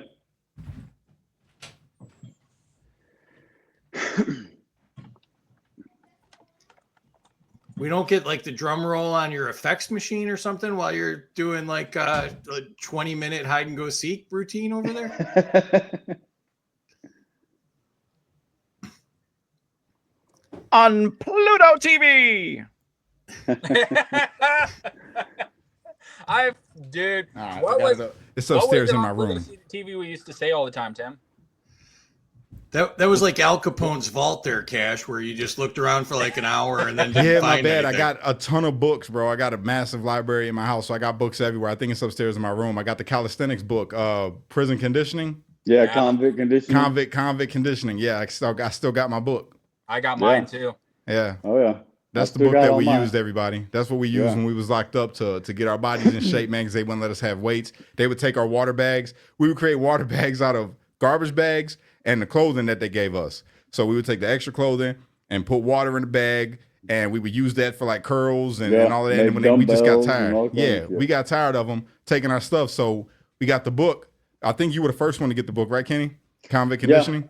Yeah, and we started using that and just going with it. It's funny because like 99% of the time they wouldn't care, but like that 1% of the time they want to be petty. Oh, destruction of GL property with the I had one CO tell me that I could smash the water bag over his head and knock him unconscious. So I was like, "Are you serious? He's just like a big water balloon." Like, come on, man. Not even that. Like, if you really cared about us doing something violent to you, then why is you in the unit going to sleep? Right. Y'all, they would go to sleep literally, bro. They would literally be sitting there like this. Oh, they were begging to work our unit so they could sleep, bro. Yeah. But we were supposed to be this huge threat. Like, it was weird. It was weird. They started taking the water bags more when they were filled up with wine versus water. So I don't know. You guys are the worst white supremacists I've ever met. When you got black COs that are willing to fall asleep while everybody's out doing their thing and just feel comfortable and safe enough to go to that unit to fall asleep with what's supposed to be the biggest threat in the world. It's wild. Yeah, man, that was definitely logs. A wild time. They were completely sawing logs in there. Mouths completely open. I'm telling you. Dead. I'm telling you. We got a question here. Do you guys have any footage that you haven't shared that you're waiting for the right time to share, or maybe won't share ever? Yes. Lots. I have my personal cell phone video. Like, I actually released my video as soon as I got out of prison. I wish I could have released it sooner. But a lot of the stuff I did have tucked away is now available. Some of the CCTV. So I guess it depends on what you mean. But there's a lot of video that doesn't really make the rounds. Yeah, and thousands of pages of notes on the camera footage itself. I mean, because that's all we had to do was sit around in there and look at Discovery, and they provided us all the video footage on tablets. So when we weren't investigating our own cases, we were actually studying the footage to see what was actually went on that day. Yeah. I saved Jessica. Jess wrote like 40-page analysis of the first full hour of the riot, and like, well, the cops did that. There's a provocateur here. MPD shot this, whatever. And I scanned that. I put that up. Like, dude, I was like, I had so much crap saved. As soon as I got out, I was just like, just putting all that out there. But yeah, that was crazy. Jess actually like literally sat down and analyzed every single minute from multiple camera angles to determine what actually started the riot. Because there was like this malaise at the. We kind of talked about this a little earlier. Just like watching the videos, just like I don't remember any of that. So it was like, yeah, there was like this fog of war sort of thing. Like afterwards, where like people didn't like just. It was just like, what actually happened again? So yeah, that was very important. Yeah. You Hey, know, I got don't some want stuff. to be rude, but I'm gonna have to hop off of here. For sure, bro. My fiance is super pregnant, so she's been Do your texting thing. me about making some food and stuff. I better get up there. So I heard that, my brother. Dude, job, really Bob. appreciate your time. You got a bunch of kudos in the comments. I've been trying to keep up with the comments, but they loved your stories and they loved that you went into detail and shared your thoughts and feelings about it all. Anything you want to say in closing, or anything you want to promote, or anything you want to leave us with as your takeaway as we're on the 4th anniversary of January 6th? yeah. I don't want. Everybody has their own way of celebrating or whatever our 4 years of this wild goose chase and witch hunt, but I don't want people to forget that 4 patriots lost their lives on January 6th. That's my biggest focus. So all of our stories about prison and what happened that day and this and that is null and void. Everybody needs to focus on the fact that there were 4 people that lost their lives and are no longer with us. They served the ultimate sacrifice, and we're still here to tell our stories. They're not. So that's it. I love you guys. Miss y'all. Kenny, Love you it's too, great my seeing you, brother. bud. You're looking really good. Cash, man, it's crazy. Don't dude. start, bro. Don't Man. start. Don't start, bro. Man. Hey, I love you to death, though, my brother. I'm really Hey. glad that you're home and you're free and Yeah. baby and everything. All the success in the world to you. Anytime you want to jump on here, my brother, this platform is yours. Just go All for right, it. just let me know. But I'm out of here, guys. Have a good Thanks for doing January this. 6th. All right, bro. Thanks for doing this. If you ever set up an X account, let us know so we can promote you and get you followers on here. And if there's anything I can do for you, let me know. And good luck with the baby and everything. Thank you, Yeah, guys. Good job on the baby. I didn't know you had it in you. Yeah, me either. Keep in touch with yourself. Is I didn't- Cash giving people lessons now or something? Is there a I- Cash course I on didn't- this? I didn't know you could get dudes pregnant, so it's pretty crazy. Love you Let's guys. do what you did Later. Happy 6th. Take it deep.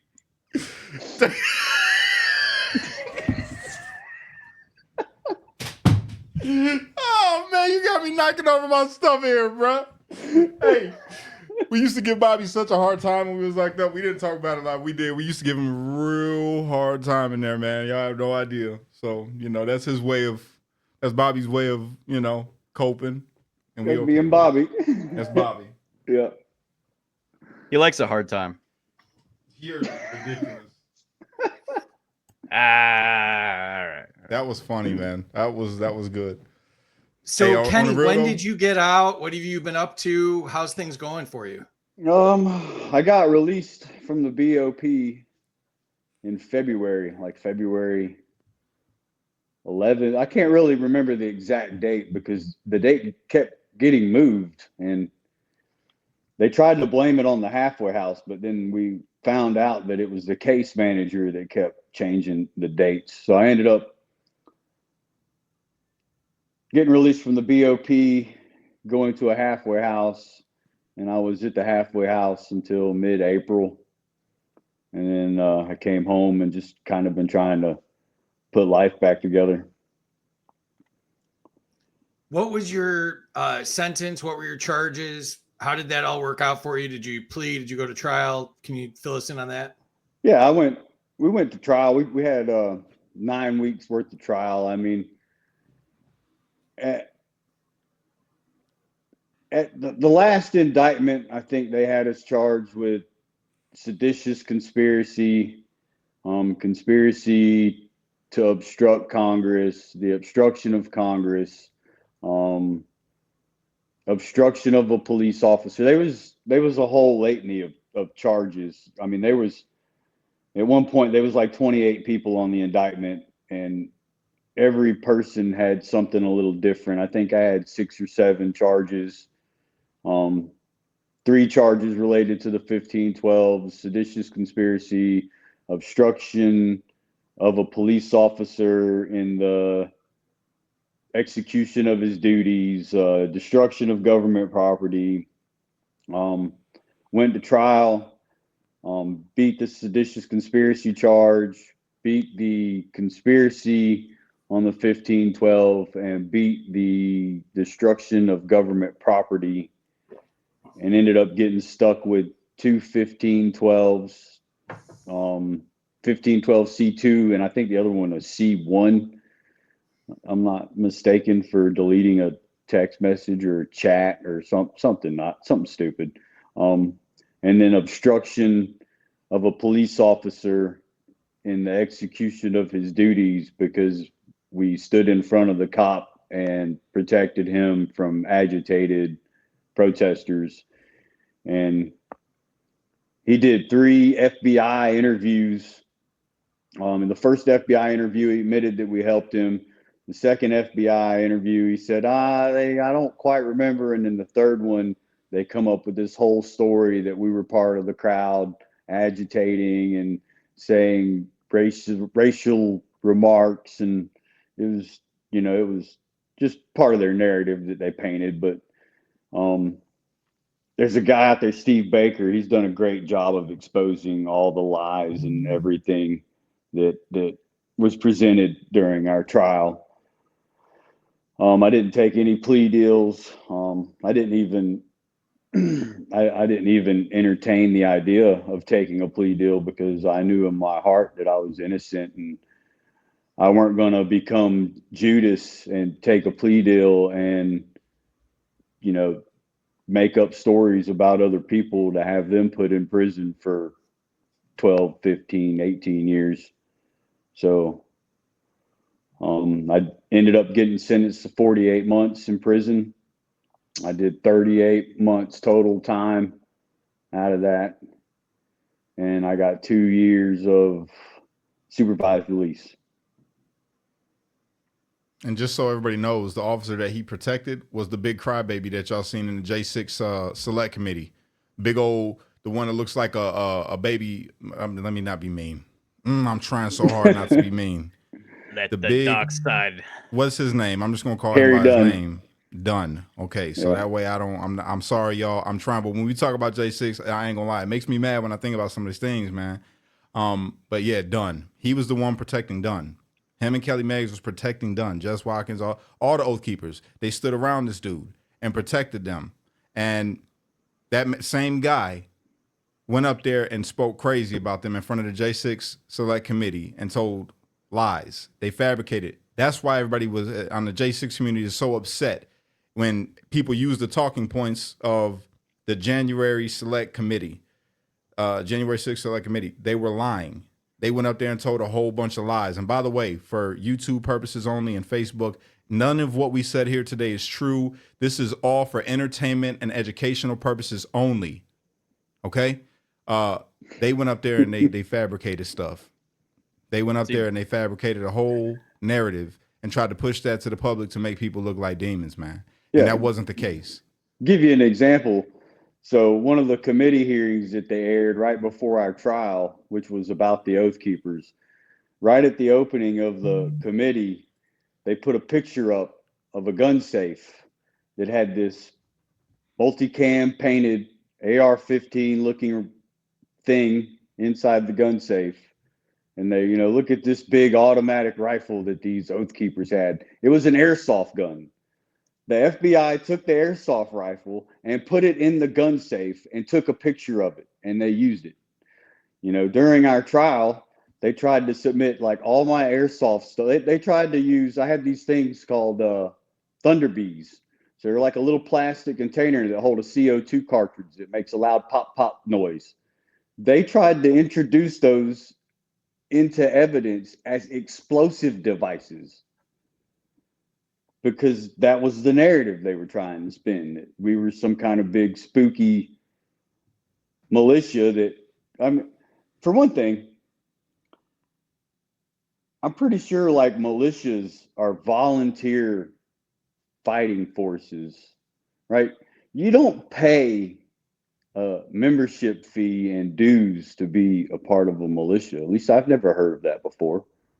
No. The Oath Keeper's website even specified that their job was to support local law enforcement and keep order. So yeah, doesn't really make sense there, does it?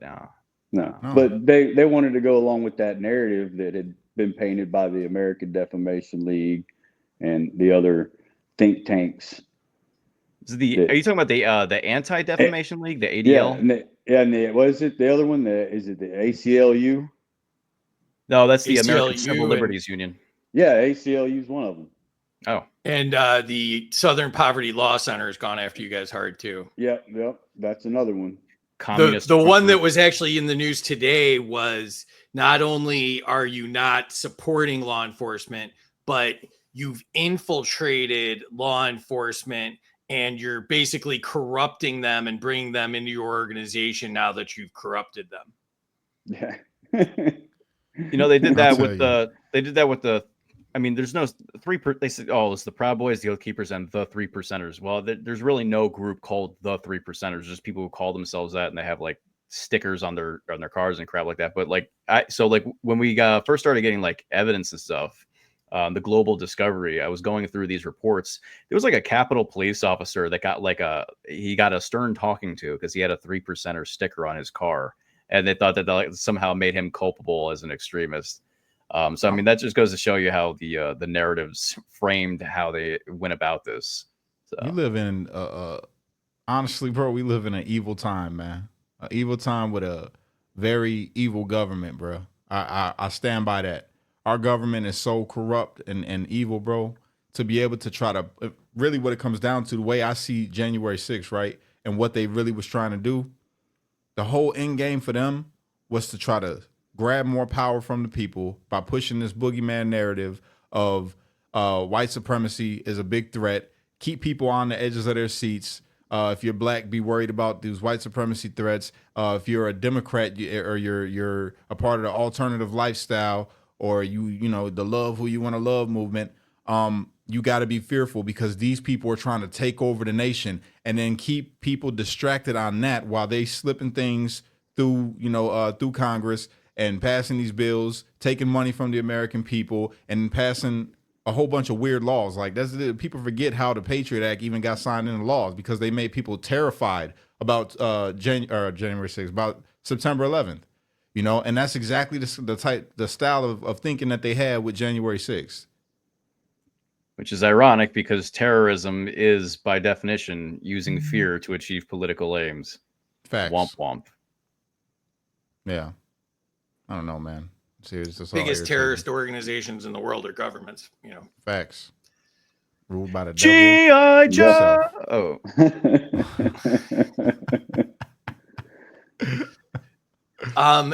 So again, kind of to bring it to today and the significance of today, what are your takeaways? What do you want people to know as you reflect back on, all the things you went through? Anything you want to share? Can you throw some of that stuff out there for the people watching?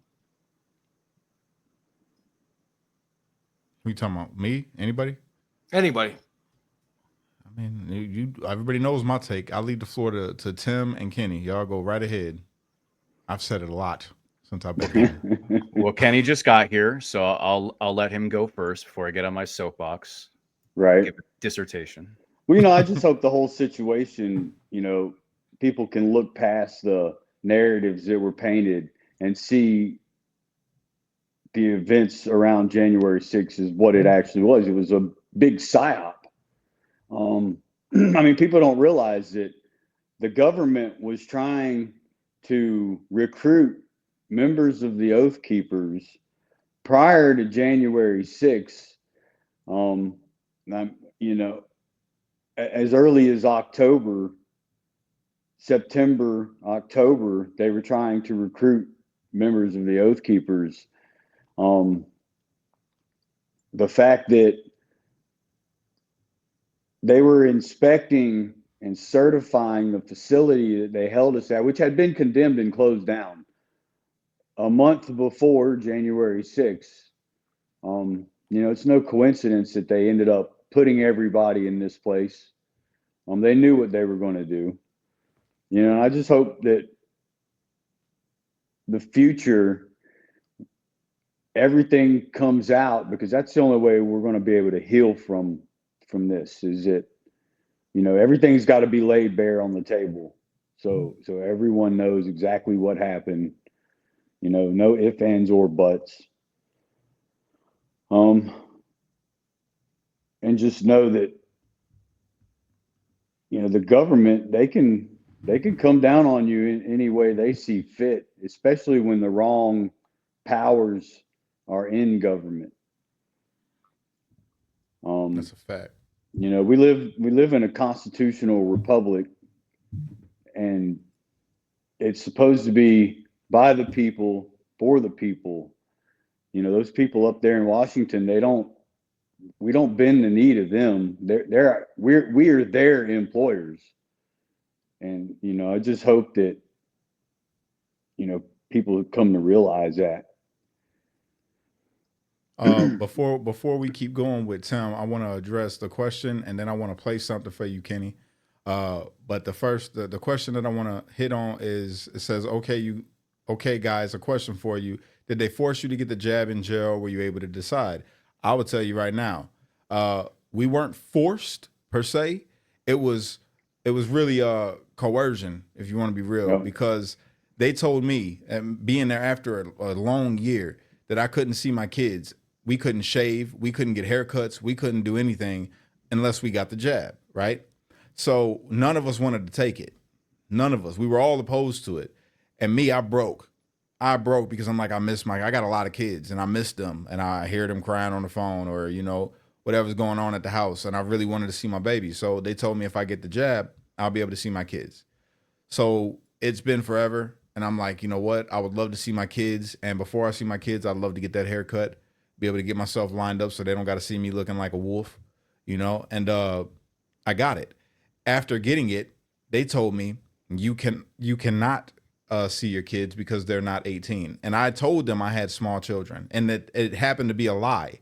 There was families bringing their, people bringing their families up there, small children and all, to see people in DC DOC. They lied to us and wouldn't let us see our kids. So even more into the persecution against us just because of who we voted for. You know what I'm saying? So that was my take on it. Yeah. No, that's facts. You know what I mean? Because you weren't the only one. I think Ryan did the same thing. Yep. They dangled the kids in front of them, and I could understand. I could fully understand why you would do so, especially in the situation we were in, and we were all kind of desperate to see our families, and stuff. But it was, I guess the good thing with me is I had a good attorney that was, and it's funny because he filed motions in court regarding the vaccine and the violations of the Helsinki Accord and the Nuremberg Agreement, where they weren't allowed to use prisoners, either prisoners of war or criminal prisoners, as guinea pigs for vaccines. And that's exactly what they were doing to us. Yep, 100%.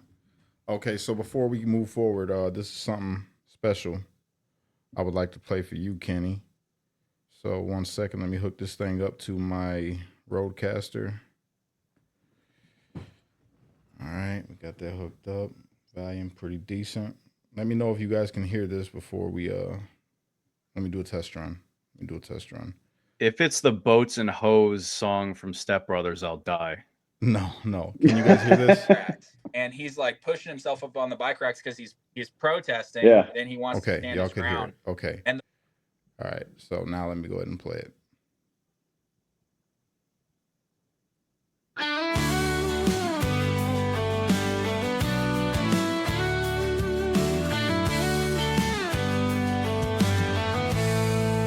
You came into my life, a lover and a friend.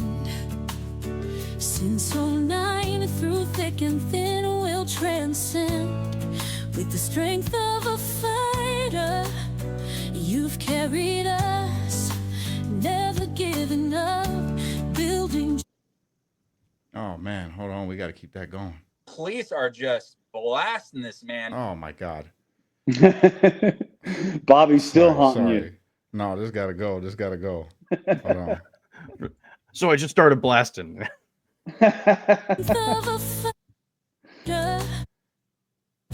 You've carried us, never giving up, building dreams we trust. Kenneth, you're my light, my fighter, my guide. Through the storms and waves. This isn't from me, this is from your wife. So everybody knows. 15 years strong, our hearts ever entwined.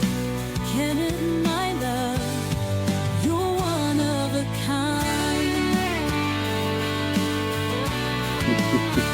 We've cast our lines, fished in quiet streams, riding the roads, sharing our dreams, nestled close in the warmth of your embrace. We've overcome mountains, nothing we can't face. Kenneth, you're my light, my Hey, she fire, snapped, bro. my guide. Yeah. Through the storms and waves, with you by my side. 15 years She got down. This is our hearts touching. ever entwined. Kenneth, my love, you're one of a kind. All right, I'm gonna stop it there so we don't take up the whole show with it. But she asked me, she messaged me and asked me if I'll play this for you live so she can get it out there and everybody can hear it and get your reaction live. So yeah, That's his that wife playing that? That's his wife. His wife wrote the lyrics to this song for him. That's amazing. Yeah. Yeah. She got down. Yeah. No, that's great. I know people were like, wait, Kash, you're dedicating this to Kenny right now? No. This is his wife. His wife just messaged me on the I love phone you and too, asked me to bro. play it.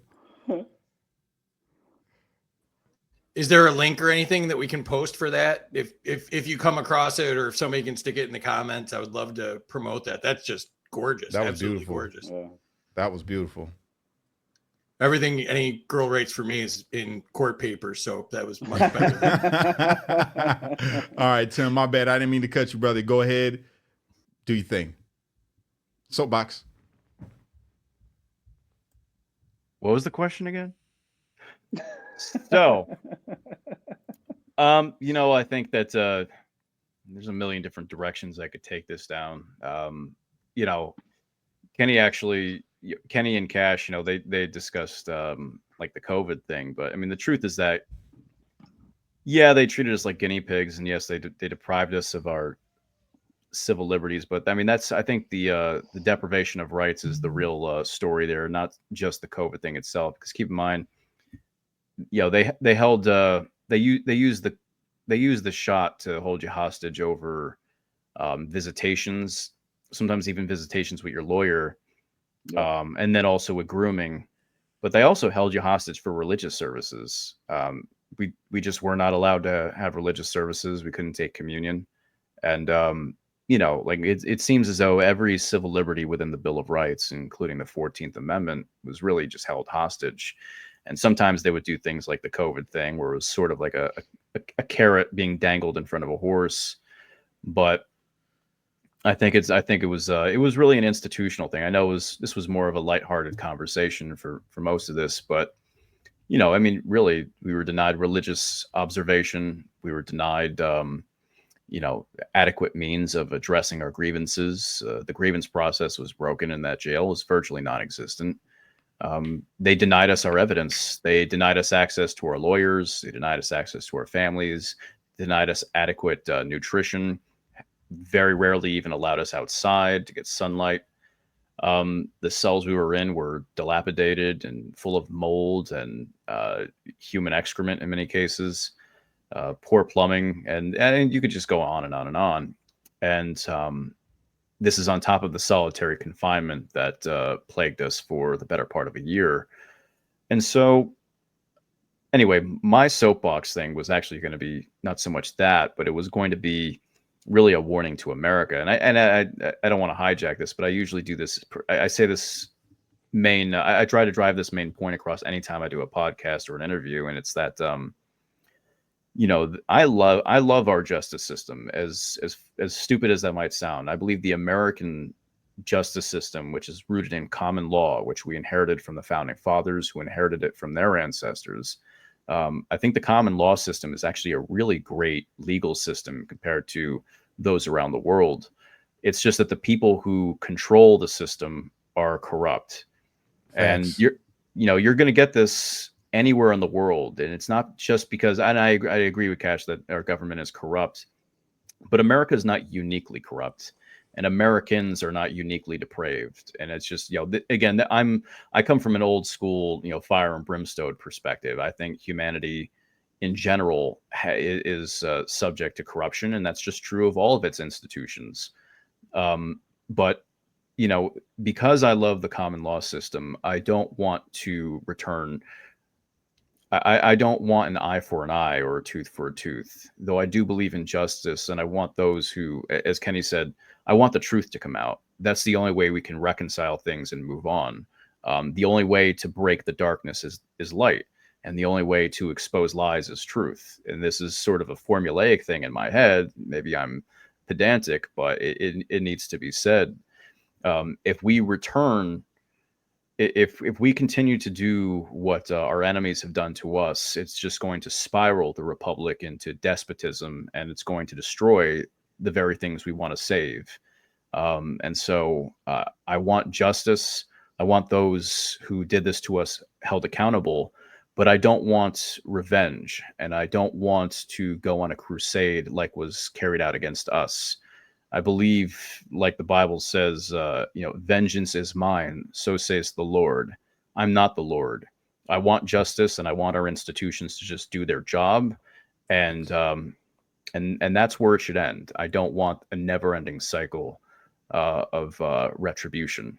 So that's my warning to America, I guess. 100% agree, bro. That's real. I don't want that either. I don't want a political witch hunt. I would rather us get to a better place entirely in our country. I don't want the political divide. I don't want to be divided from somebody because they don't like me just because I'm a Trump supporter. You know what I'm saying? I'd rather them look at me and be like, yo, he's still an American, and he does a lot for the kids in the community, or whatever those things are. He's a great father. Not my political beliefs. I don't want them to look at me and judge me based off of that because of what they believe from the media that they said about the guy that I voted for. You know what I'm saying? It's like we've gotten to this toxic place, and we got the shirts that say retribution and all of that, but in my heart of hearts, man, all I want is for America to get to a better place, to a place where we all looking at each other as countrymen. You know what I'm saying? I would rather see the Justice Department uphold justice, because you're right. We have the best. It's not even a probably. We have the best justice system in the world. And like you just said again, other countries, I say we got a messed up government, but there are far worse governments. We probably, compared to our corrupt government, we probably have the best government in the world, but we can do better. And that's what I feel we have forgotten here in America. We used to strive for greatness on all fronts. That's what we used to strive for. America was about greatness. It was about producing the best. It was about being the best. Everything. We took pride in the Olympics. Like every facet of American culture used to be promoting what was the best. I'd like to see us get back to that. Get back to being the best at things, and really being the best at doing what's right, doing what's good, And not this thing that we've mutated into where it's okay to persecute these people because of who they voted for, but not these people, even though they didn't vote for this person, but they're doing horrible things. Yeah. Facts. You know, if one good thing that came out of this is our situation showed the American people how corrupt the system is. You know, I'll give you an example. I was locked up in Atlanta with a guy. He was a Cuban. He migrated here in the 70s with $2 in his pocket and his daughter. He worked his way up, became an American citizen, ended up being the owner of a horse ranch in North Carolina. So to pay back, you know, what he had went through, he was taking on guys that had came to the country working through visa programs. Well, the jobs he was working these guys were seasonal jobs. So part of the year they'd work on his ranch, and the other part of the year they'd go do other things. Well, some of the guys he had working on his ranch got caught smuggling drugs across the border. They were from Mexico. They were here with green cards and work visas. But on the off season, that was their thing. They went back to Mexico. They worked for the cartels. Well, they found his information in one of their phones. So they came to him and asked him if he would testify in their criminal case against one of these guys to convict them. And he told the government that he didn't know what those guys were doing when they weren't working for him at the ranch, and that he didn't feel right taking the stand and lying to convict these men to prison sentences. And the government turned around and charged him with a conspiracy charge because he wouldn't testify against these men, but because his phone number was in their phone, they came up with this grand scheme of how he was conspiring to work with migrants bringing drugs across the border. And they gave the man 20 years in prison. Wow. They didn't catch him with drugs.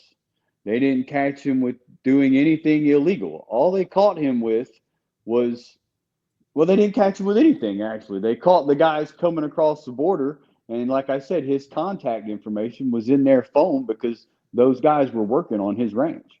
I mean, I went through the guy's jacket. You know what I mean? I went through the paperwork and looked at it and was like, damn, dude, you got fucked. And like he was a genuine good dude. There's a lot of good guys in the system as well that just made poor decisions. The fact that they load these prisons up with guys with 20 and 25-year prison sentences for non-violent offenses is just baffling to me. But I came across a lot of guys that were just good dudes that made poor decisions, you know, and it all falls back into the corruption of the way the system is, because it all turns into a money scheme. You know, the BOP is laundering our tax dollars. They're using the prison system to launder our tax dollars to fatten the pockets of the bureaucrats. I heard that, bro. I heard that. I don't think I could have said that no better myself, man. Yeah. I've been talking about the prison system and the things, people that I met and stories that I've been told, and just seeing people, bro, go through the things that they go through. What was the work program? Unicor, right? Unicor, yeah. Unicor. All right, so check this out. The federal prison in Atlanta had a Unicor building.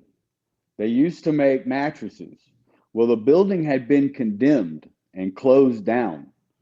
So they brought inmates in as low-level security, and they were supposed to be put in a camp. There's a camp right outside the wall of Atlanta, but all the buildings are condemned. So they brought like 400 guys from other prisons. They were supposed to remodel and rehab these buildings for this camp so they could work the Unicor program. Well, there's no camp. There's no Unicor program. So they're taking these guys out of their cells at 6 o'clock in the morning, carrying them down to a garage building, having them punch a time card, carrying them back to their units and locking them down, and then taking them back out and punching them out. So they're collecting money, telling the government that they're running these unicorn programs, but they're actually not. Mm-hmm. So they're just using inmates to collect money that they're then the money's disappearing. I think the warden that was there right before I got there ended up getting indicted for embezzling funds. That's real, bro. That's real. I feel like this is me. Y'all know how I get, right? I swear to you, the prison system is legalized slavery, bro. But the 13th Amendment just has a whole new meaning to me. And seeing people, you know, chained up, like the horrible thing that you got to go through right before you even get into where you're going to be housed at. They got to strip you down. You got to be chained up. You got to, it's so degrading. The whole experience is just degrading. And then you're told what to do by somebody you know is more corrupt than any person that you see locked up inside this place. This person, this CO over here is bringing in the drugs. Yep. This CO over here is sleeping with dude. You know what I'm saying? It's all kinds of stuff going on. They bringing in the cell phones that you catch a shot for. You know, Yeah. and it's like you're bringing in the cell phones that could potentially put somebody else at risk or put your life at risk. And you get to go home every day. And then the people are just okay with having this system. So the justice system, though it is probably better than everywhere else in the world, the housing system is far from the best in the world. And I say that because you see examples of places like Korea or the Netherlands or, you know, all these countries that are supposed to be beneath us, but they have a system to where the recidivism rate is just so low. So it proves to me that even though we have the capability of being the best, we don't want to be the best because that's what they're trying to be the best at. They're trying to be the best at incarcerating people so they can make money, so they can launder money, so they can do the things that they do to make their pockets big. And they incentivize people to go back to prison. And if they can't incentivize it, well, then they'll create laws that'll make sure that somebody's going to jail because these people are doing this thing naturally, you know? And it blew my mind, bro, just studying this stuff and looking at it in a deep. I don't talk about it as much as I should, but that's something that is like moving forward. After all this is done and I'm off probation, I got to advocate for it. I've got to. Go ahead, Tim. No, I think yeah, I think with well, actually, first Kenny, I had our warden. There was a warden that I guess went to prison because something with the contracts there. They wasted all the money that was supposed to go towards air conditioning for our units to put in this pointless chain link fencing around the rec yard when there was already a perimeter set up. So yeah, I guess the warden's brother, she paid him to set up those fences instead of giving us air conditioning. So that was nice. Yeah. So I mean, but that stuff happens. There is a level of nepotism all throughout the Bureau of Prisons, and then part of that is, I guess I was just going to get to that, is that a lot of the corruption you see in government, and I guess you could also attribute this to or apply this to business as well, but a lot of the corruption, I think, is not inherently due to conspiracies, but really a coalescing of interests. And so I think a lot of the nepotism, well, okay, I think a lot of the things that we all just talked about wouldn't exist, especially the incentivization to, well, let me acknowledge also that our justice system as it is right now with the people in charge of it, its main priority is convictions and not justice. That's why they have a 90+% conviction rate, primarily from plea agreements. Most people don't get to see, a trial anyway. So I think that's the issue, and that's an issue right there. But also, I think that there's where a lot of this meets is that when this country was founded, the executive branch of the United States consisted of George Washington and John Adams, the president and vice president. That was it. Eventually, you got Thomas Jefferson as Secretary of State. You had Hamilton as Secretary of Treasury, and you had Knox as Secretary of War, and you had an Attorney General. But you only had an Attorney General. You didn't have a Department of Justice yet. And so gradually, you've gone from a Department of War, Treasury, and State to Department of Interior, Department of Commerce, Department of Labor, Department of Agriculture, Department of Health and Human Services, Department of, and so on and so on. There are over a dozen, right? And so the executive department, the executive branch has grown and over and over and over to the point where it really does seem like Thomas Hobbes' Leviathan. But even more than that, I think that I think that, how do I put this? Well, basically, I think that the state has found a way to turn pretty much anything into a crime. And while I believe in, there are different interpretations of the Constitution. You have something called the necessary and proper clause in the Constitution that says, well, Congress has the right to pass laws that are necessary and proper to it fulfilling its other functions, right? So you have a central bank, theoretically, because it's necessary and proper for Congress to pass a law for it because of the power to coin money or whatever. I'm not saying that's true, but that's the theory. Well, I think that over time, we have just accepted this idea that because anything can happen across state lines, that it ought to be the purview of the federal government. It could be, but should it be? Ought it be? So there's is and there's ought. And I think over time, the federal government has just decided that everything ought to be federal. And so a lot of the criminal justice issues, I think, are a result of the never-ending expansion of federal criminal justice, because the federal government takes over jurisdiction over things that could easily be, and frankly, ought to be either local or state jurisdiction. So I think that's incentivized the snowballing of the federal bureaucracy, but also of the prison system at the federal level. Nice. I think if we got rid of the tendency to make everything a federal crime, then you wouldn't have this issue, and it would be at the states.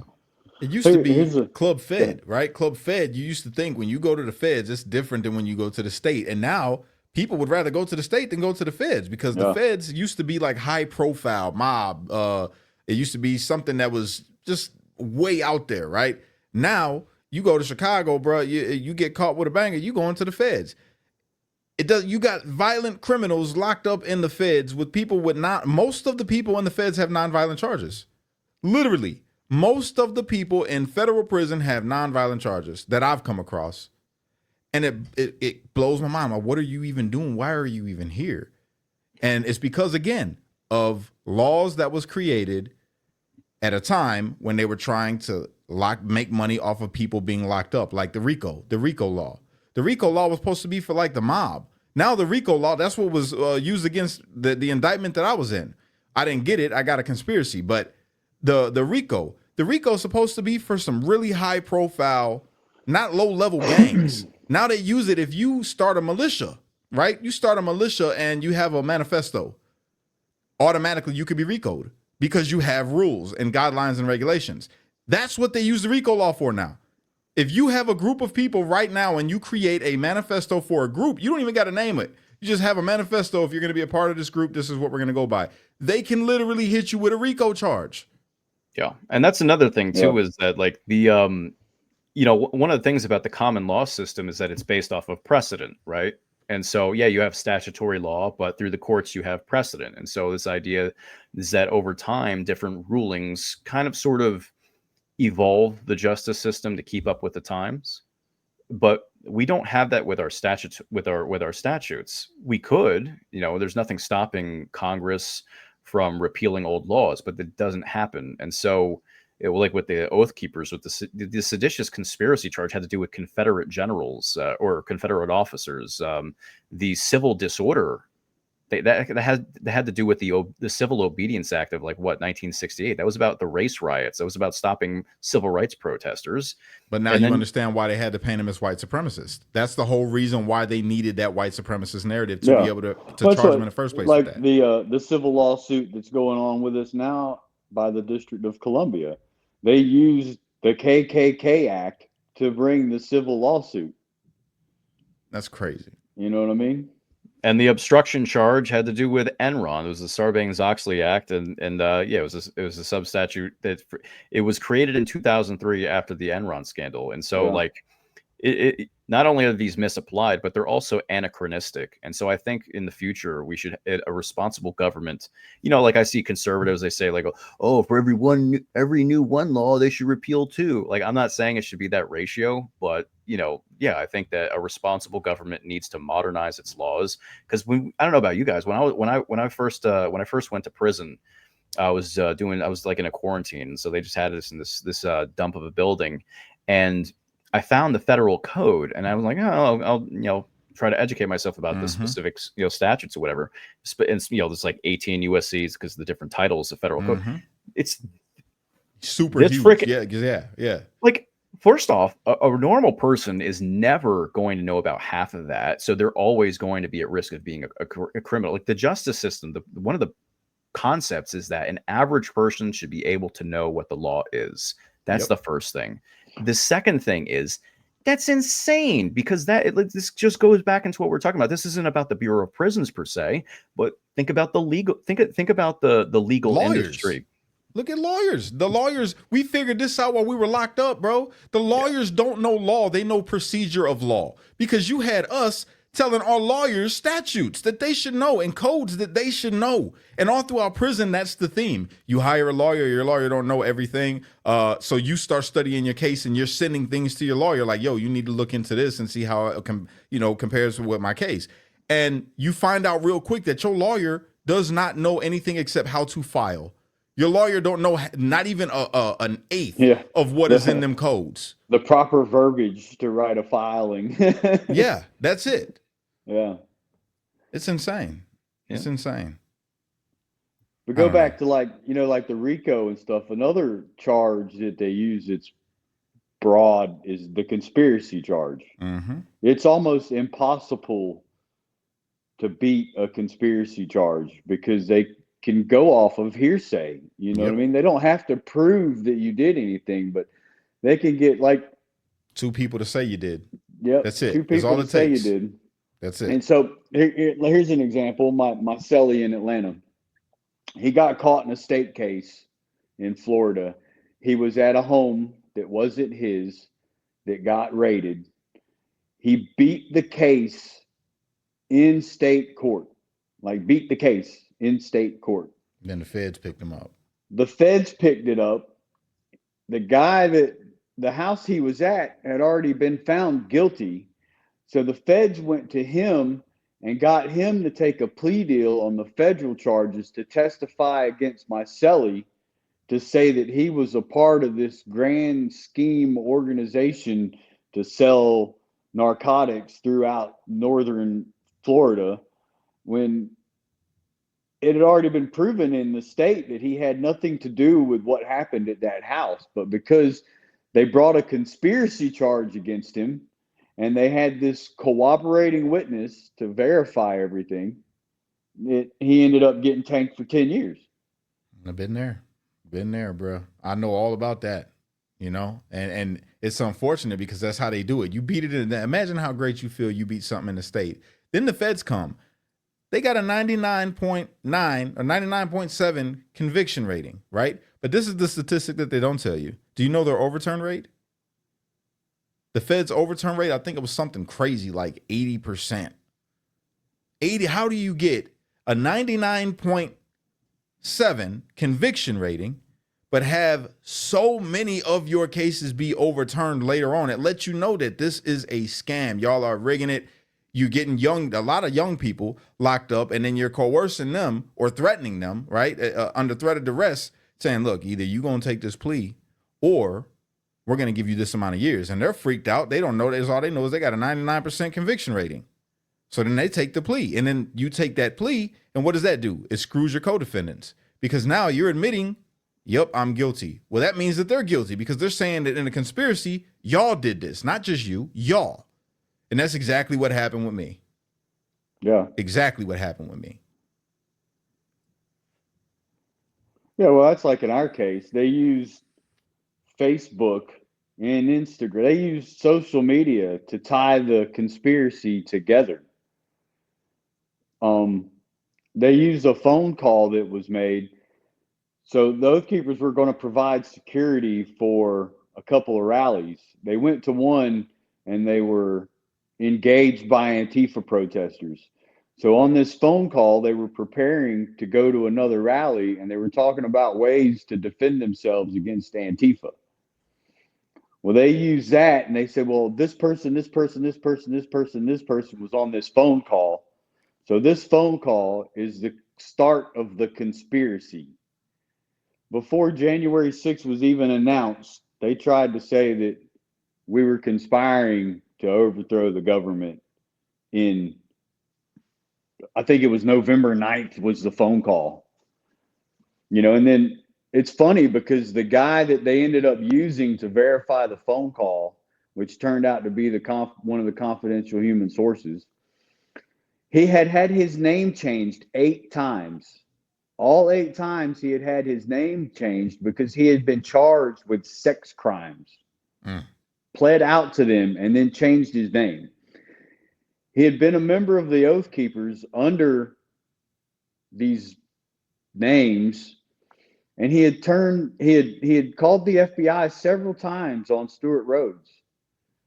Wow. And they deemed his intel as hearsay and not valid.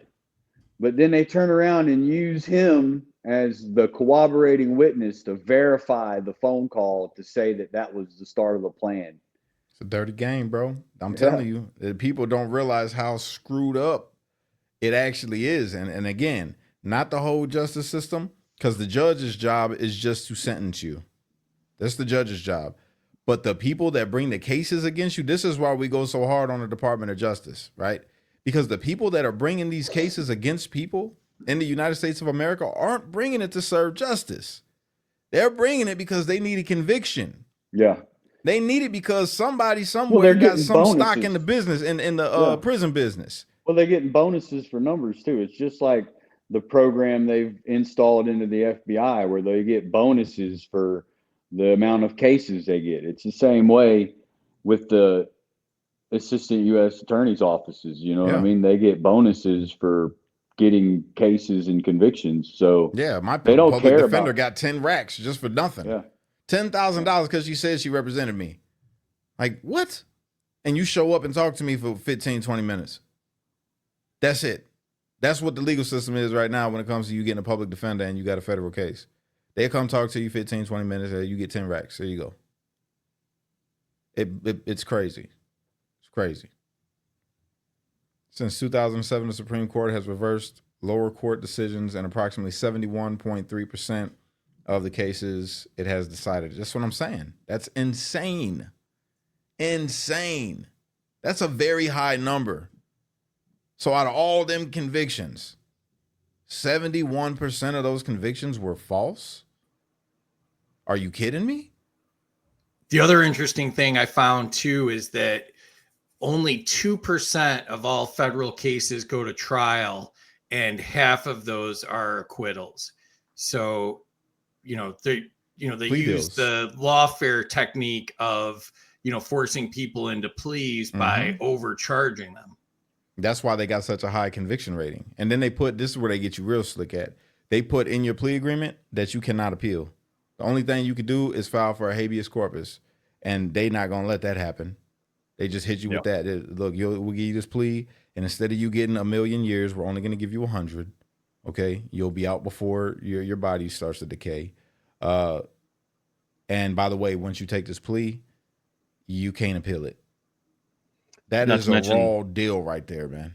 Not to mention the guidelines, 3-point reduction versus a 3-point enhancement between taking a plea deal versus getting convicted. Yep. Yeah.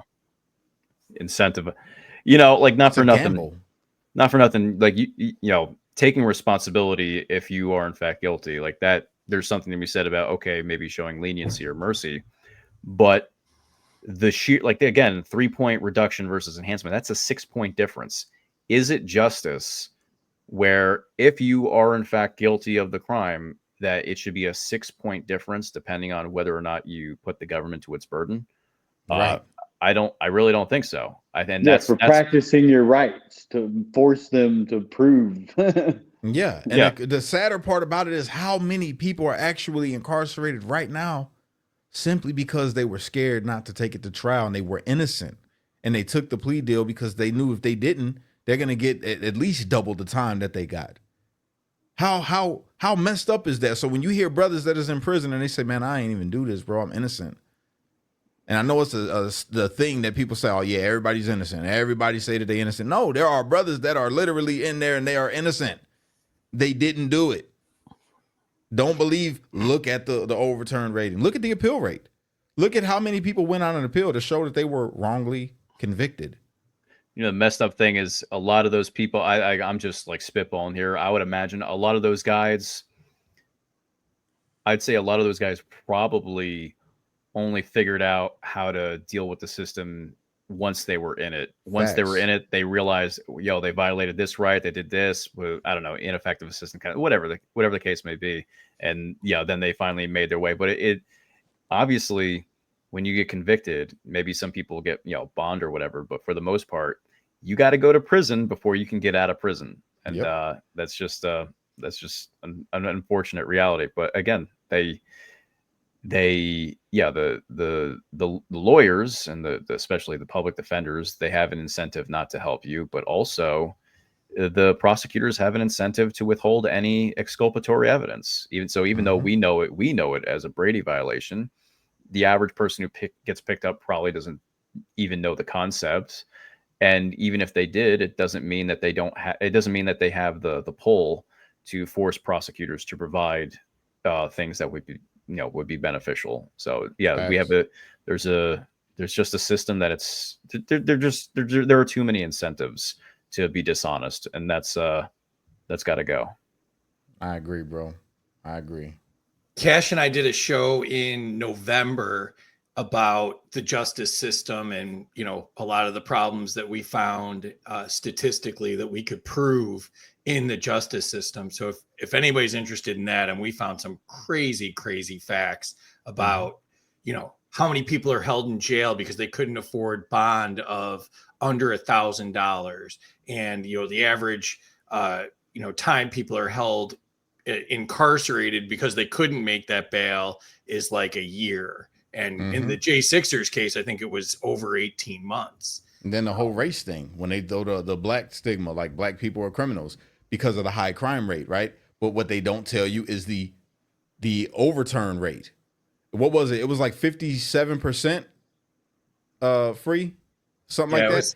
57% of convictions on black criminals are overturned, and they were innocent. But again, this is a way that they keep people. They keep people divided by these things. It's on purpose. Everything that they do is on purpose to keep people divided, to where the person that don't see black people every day will be like, "Oh no, stay away from them. He's just a Kash. He's crazy. Look at him, the color. He's got to be one of them." You know what I'm saying? I wear the do-rag. I look the part, right?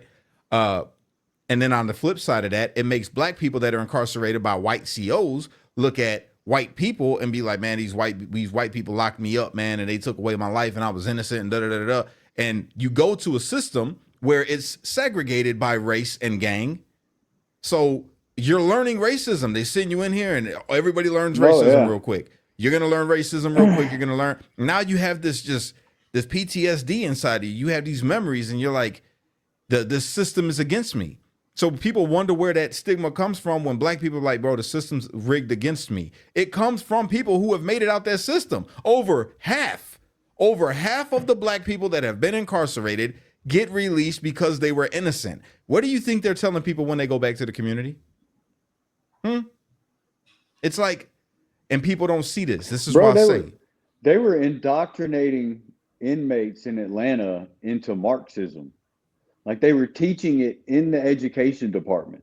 And I'm not talking about like inmates running a class. I'm talking about like a college local to Atlanta was in the education department giving classes on how great Marxism was.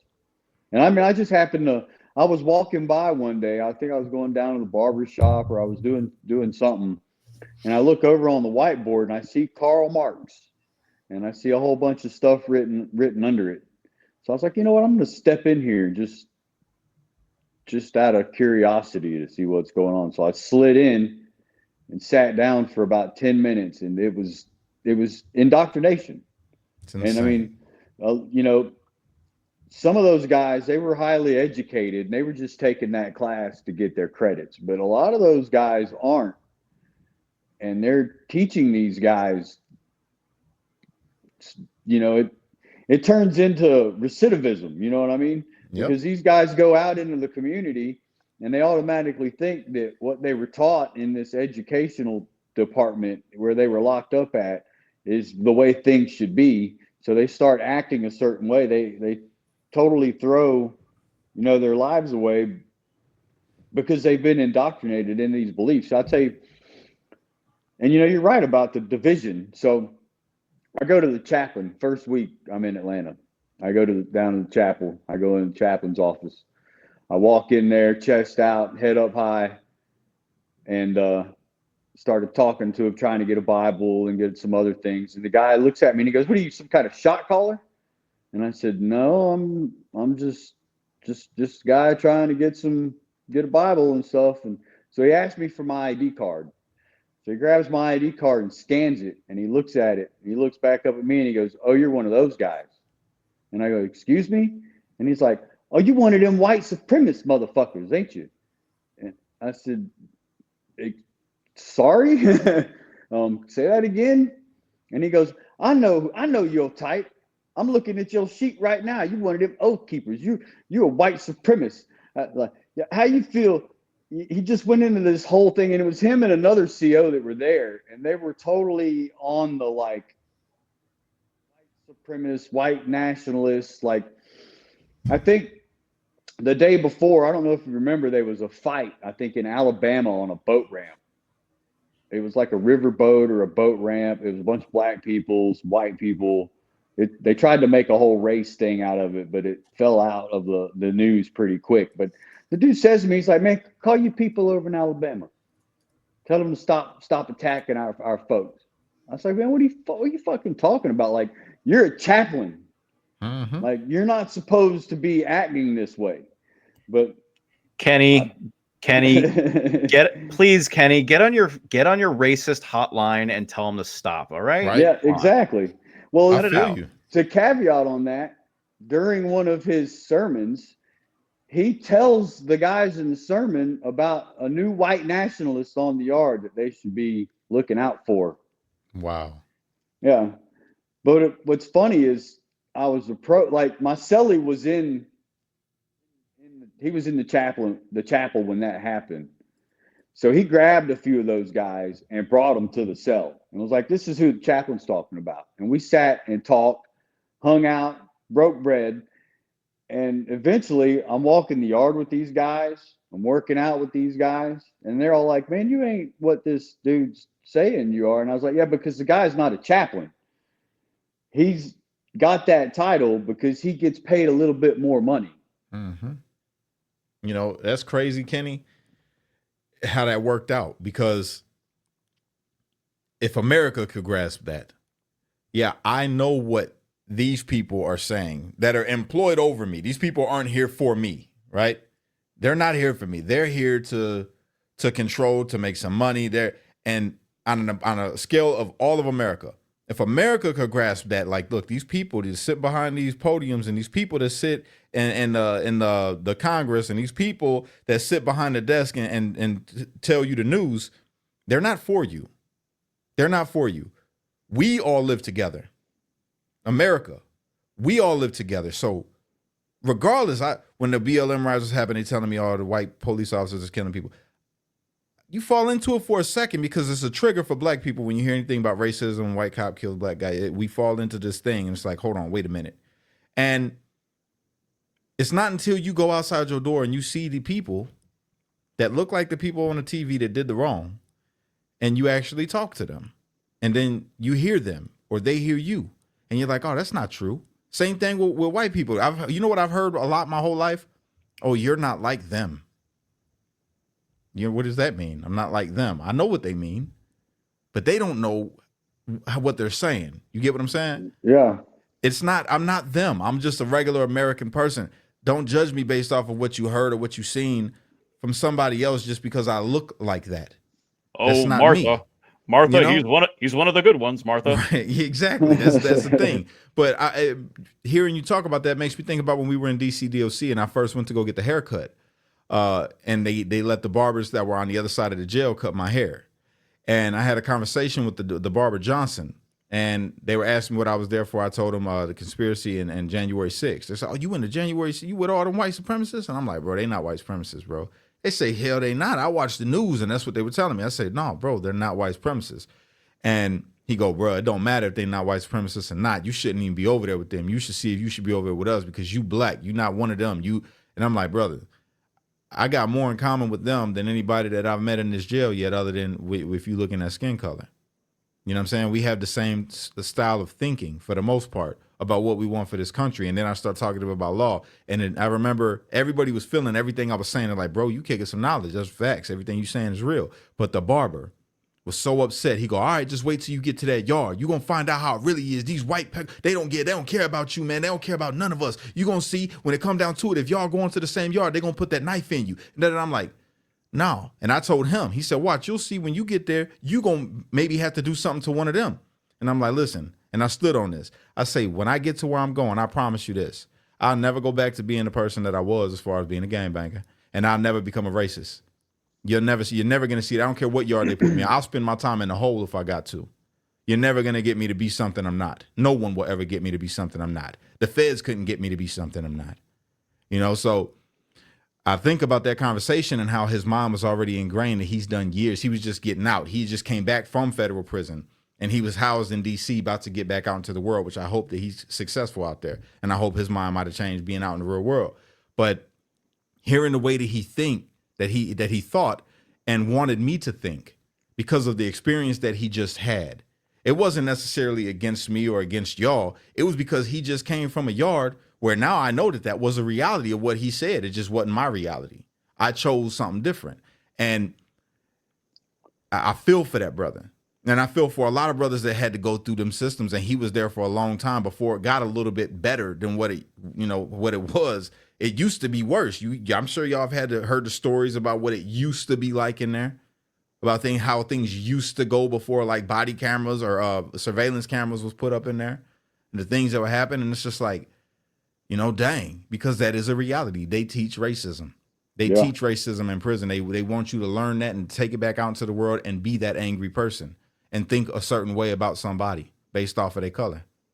It's a sad thing, man. Yeah, well, it's funny because there are guys in prison that know the difference. Like take me, like, for example, I earned my respect. I did man time. You know what I mean? I worked out with dudes in the Bloods, gangster disciples. I hung out with Odinists,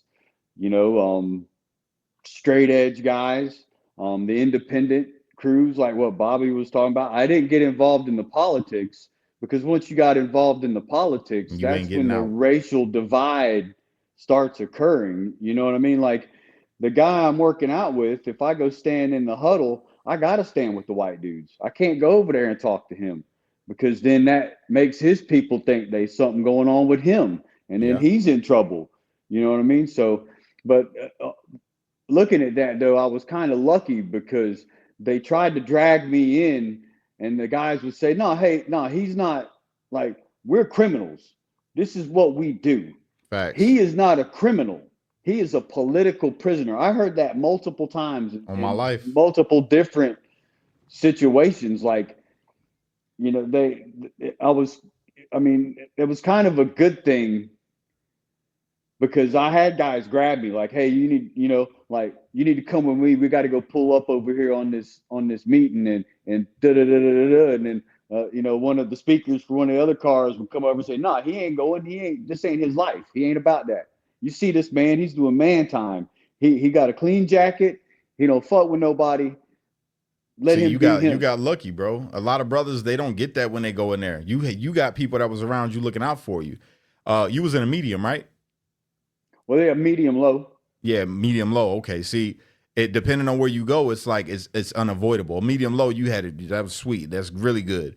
But places where medium high or high, it ain't so good. Oh, yeah. When I was you gotta in be politics in. Well, not necessarily. You could be independent, but like you said, there's things that you won't be able to do. And when you go to a weight pal, if you have weights where you was at, you can't go just work out because there's going to be other people around the machine and they have their time set, especially if they're a gang. There's going to be certain times where you can't use the phone because this phone is for gang members and this gang over here, or this one's whites only, or this one, whatever. And if you're an independent white, you can't use the phone until after the white gangs that are larger than you can go, unless the independents are the larger white gang. So it just, it all depends on the numbers, man. And there's a lot of people that want to take advantage of that. They'll see somebody that'll come in and they're on man time, and they'll try to, mess with them because they're on man time. Because who's going to look out for you? You willing to push a knife on your own? If you're not willing to push a knife on your own, you're going to take what's coming to you. You know what I'm saying? But them are discussions for, other times. Yeah. But overall though, bro, again, the system's just messed up that it's that life is like that.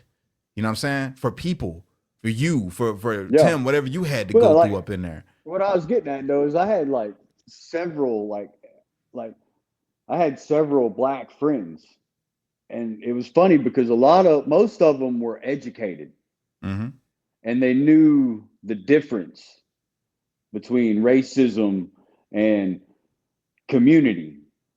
You know what I mean? But then you had a lot. I say a lot. It really wasn't a lot. But there was like a select few guys that were just ingrained in that mentality, racist ideology. Yep. It sucks, dude. It does. Tim, where'd you go? You was at the low, right? Yeah, I went to the low, Fort Dix, right here in Jersey, which it's ironic because that's where I worked in the Army. That's dope. Well, no, the prison was actually it was kind of like DC. It was basically a condemned Army barracks, and so if the mold was bad in DC, I don't know what it was in Fort Dix, but it was a low, so there really wasn't a lot of politics. I'm a mongrel, so but I present like Kenny does. So when I got to prison, I'm like, the first person that come up to me is gonna be fucked up. I know. So this like midget, he comes up to me and he's like, "Hey, you wanna join?" He basically tried to get me to join this independent white car. I mean, it was just a white car. It was whatever. Right. And like the leader was this dude who didn't have a real name. He had a nickname. He was really from California. I'm in New Jersey. I'm like, why are you on the other side of the country? BOP's supposed to, whatever. And he's got his Swazi's tattooed all over his shit. I'm just like, I'm not dealing with this. And my room is all Mexicans and Puerto Ricans. I was in like a dorm room. So I'm like, no, I'm comfortable with this actually. So I didn't have to really roll with a car. So like got you on a low. Yeah, but there were cars. There weren't really gangs, but I was also fortunate too, where like it's like messed up, like how they hide shit from the public. First off, like a third of the inmates were really illegal aliens. So it was kind of like an ICE facility. Another third were the same way in Atlanta. Yeah, dude, they bragged in Atlanta about how 70% of the population in that prison at that time were ICE detainees. Yeah. We had a third were illegals, a third were chomos, and then the other third were just people who were there on like regular time for like drugs, guns, gang, whatever. Yeah. But most of the people there, like the cars there, were primarily location based. So like New York, New Jersey, North Carolina, Philly. So like I really didn't experience a lot of racism in prison. It was mostly just people trying to get their time done. So I was fortunate in that regard. And keep in mind also, I was a vampire. So like, I just stayed up all night reading books and then I slept in the day. I didn't really fuck with people to begin with. When they first made me leave, you know where I went? I went to Lexington, Kentucky. It was a low and it was the best prison ever in the world. Like, it was just great. It was like I pulled up at Hogwarts and like I was going to play the game that they play. It was really, really cool, bro. It was there was like, it was an active yard. There was no gang real politics going on like that. And I didn't have to mess with nobody. People from Indiana came up to me. Like when I was they did the COVID thing for 2 weeks. You had to be on quarantine still when I got to the prison. And while I was back there, people were coming back to bring you your linens and all of that. And they're like, yo, bro, where you from? I'm like, oh, I'm from Indiana. And it was like, oh, man, well, I'm going to let your boys know that you're here. I'm like, all right, cool. So he let the Indiana card know because they asked me if I was on gang time. I'm like, nope. I'm not in the gang. I lied. I'm like, I ain't never been in a gang. I ain't got nothing to do with the gang. So they went back and told the Indiana dudes that I was there. They started bringing me stuff. But we all made the jokes when we were locked up. Don't take nothing from nobody, especially if it's candy. So I'm like, no, I don't need nothing, brother. You can let them know I'm cool. Send it back. I don't need anything. So don't leave a chocolate on your pillow. Yeah, bro. I'm like, I don't want nothing. So I didn't take it. But when I got out there, there was people that I knew from the world. And they were like, bro, what are you doing here? And it was just cool. It was just like, okay, this is my brother and I'm here. And I met a couple good dudes in there, and then I met everybody. And then my name throughout the prison when I first got there was J6. That's all they called me, J6. J6, oh, he's a political prisoner. It's J6. Even the COs. Same with me, yeah. Yeah, the COs loved me there. It was great. But then I got moved. Because remember when I was locked up with you guys, I was telling you that I had to go to the gang dropout program. That's what I was going to do because I'm like, I'm not joining the gang. I'm not going back to that life. So I go to the thinking the gang drop, and I was bragging about it when I was with you guys. I'm like, the gang dropout program, bro, is going to be great. There's a whole bunch of people there that's going to be like me that don't want to gangbang no more. Bro, they put me to Lewisburg after I left Hogwarts. That's what I'm calling it. They took me to Lewisburg. Bro, they threw me in the hole. I've been a great inmate. I ain't did nothing wrong. They put me in the hole. I'm like, what am I doing in the hole? They say, oh, you got to be in the hole if you're going to the gang dropout program. I'm like, oh, okay, maybe it's just a hell before you get to heaven. You know what I'm saying? So I'm in the hole. After a couple months of waiting to be designated, they ship me. I'm in the real unit inside of Lewisburg for like, what, 2 months? 2 months out of the 6 months, 5 months that I was there. I'm on the real unit. Then I leave from there. And I go to my real prison, and I'm really excited, thinking I'm going to be at a good facility, and there's going to be a lot of like-minded individuals in there that don't want to gangbang no more, bro. The drop yard was worse than the real yard, bro. These people were supposed to be, in my mind, I don't know. I thought of differently. I'm thinking, oh, it's going to be upstanding people that are just ready to get home to their families. They want no. These are people that got kicked off their yard, that done got stabbed, people that didn't have an eye. It was people that was owing debts or run up a drug debt that they couldn't pay. It was people that got caught messing with boys. It was all types of stuff, bro. And I'm like, whoa. And there's no organization. So when you go to a drop yard, you're thinking it's going to be more, chill. No, it's way more wide open because now they don't have to answer to nobody. They can be a scumbag the whole time that they're there without repercussion from their car. There's no car. You just, if you kick it with these people, most of them was drug addicts. You know what I'm saying? Most of them was drug addicts. That's what a majority of them was. You found some good brothers. I'll say about a good 10, 15 brothers where I was at that I kicked it with every day.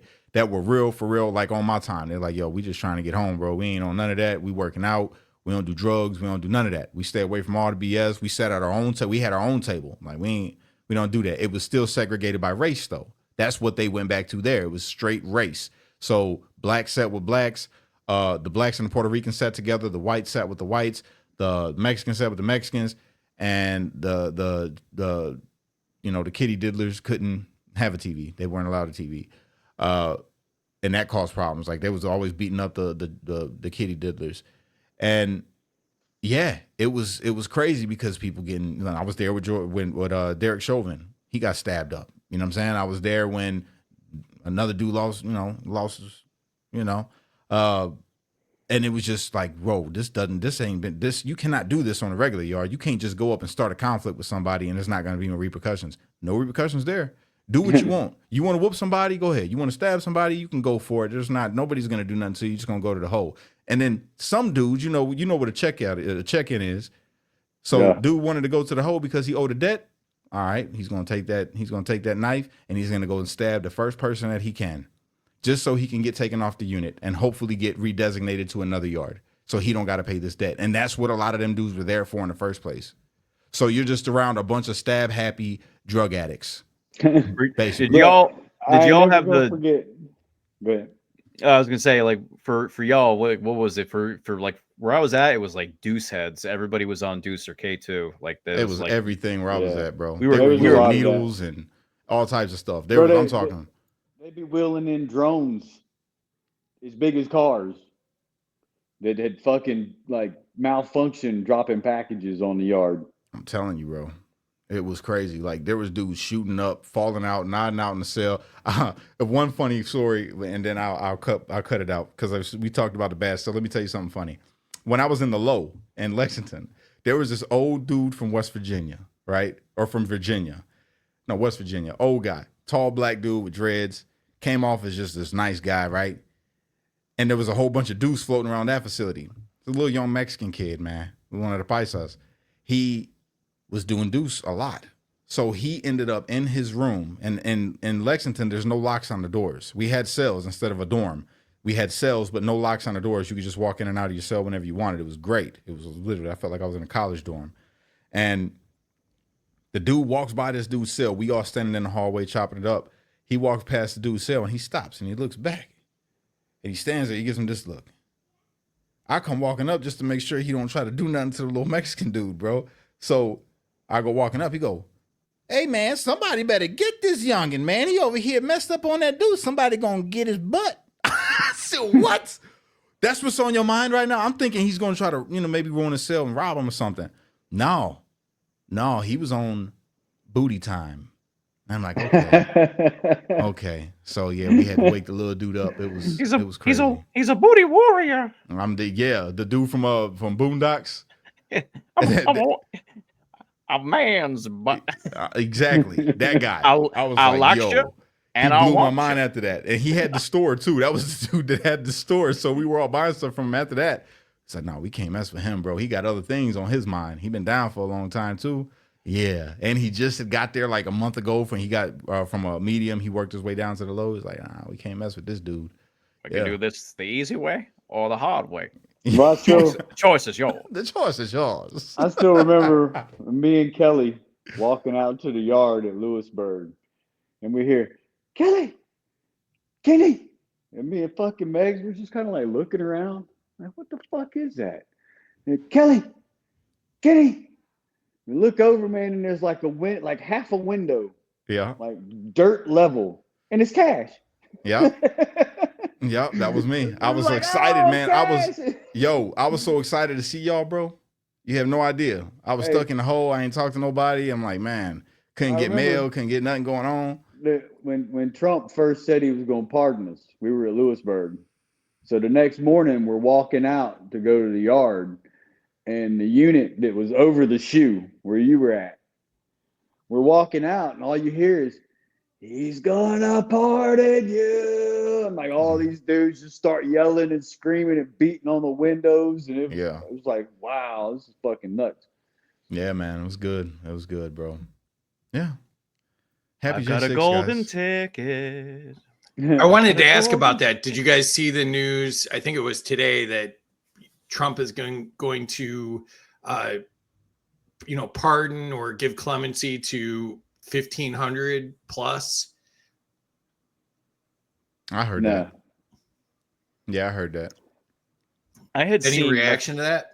I've seen two different. Well, that's the first time I heard the 1,500. I think I saw 1,000 plus, and I'm actually confused because it seemed my understanding was Don Jr. retweeted someone who said they should pardon 1,000 plus, and I guess Don Jr. said that or something like that. Was there an actual statement or no? There was an actual statement, but not by Trump. I forget who it was that was. I forget who it was that was talking, that was saying it, but they were on whatever news network it was, and they said that Trump's gonna hand out over 1,000 pardons. Okay. So we'll see. We'll see clemency at first, but then I watched the video where they said pardons. So I was cool with that. I'm like, all right, that'll work. Pardons is far better than just commuting a sentence. Yeah. You get all your rights back. Yeah. I actually talked to my the public defender for my appeals, and we discussed all that today. So yeah, man, I hope it happens. I guess they're trying to figure out how much work they need to do. My brothers, look, it's been great. Not to cut it, but we on for 3 hours, and my baby, I could hear her. I've heard her like 4 times already. I know Champagne's probably like, this is the longest live that he's done since I've had the baby.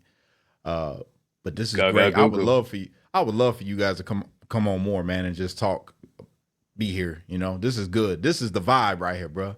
This is a whole vibe. This was great. One of the best shows we've done. I was gonna float too. When the pardons come out, I think we should do that night if for whoever's available. I'm down. Likewise. Yeah. I'm game. Anybody want to say anything in closing or have anything they want to promote? Yeah, so I got an OnlyFans. No, I'm just kidding. And is it with the Graves? No, God. Yo, we got to talk about that too on the next one, bro. We got to talk about the grave, bro. That's something. But no, in all seriousness, we got a lot of people watching right now. I appreciate you guys for sharing this thing out. I appreciate everybody for tuning in. If you have not already and you're watching from X, I know I got a lot of people over on X, and so does Free. I would appreciate it if you guys could please follow both of these brothers that's up here and also make your way over to YouTube and hit the subscribe button for me. All right, it don't cost you nothing. I get paid off straight views. So all you got to do is go there to watch me. And it's the same stuff that I put on X. If you all could do that for me, I would greatly appreciate it, because unlike the other J6ers that probably have employment right now, I live in a very blue place, and I don't have the skin that wins. So the J6 thing doesn't work the same for me, because I'm a black, violent Latin king J6er in the news. So when they Google that, it's like, oh, okay, yeah, he's a J6er and it sucks what happened to him, but that's been my experience so far. I bet you if I moved to Florida, I'd have employment like that, which would be great. I'm thinking about it. But no, for real. Come on, bro. I'm deadly thinking about it, brother. Like, I need to get up out of it. It's not working. I mean, I love it here. Don't get me wrong, but it's just, I would like to do more, but this is where I'm at right now. So if you guys want to support, please go to my YouTube channel, Kash Kelly 1.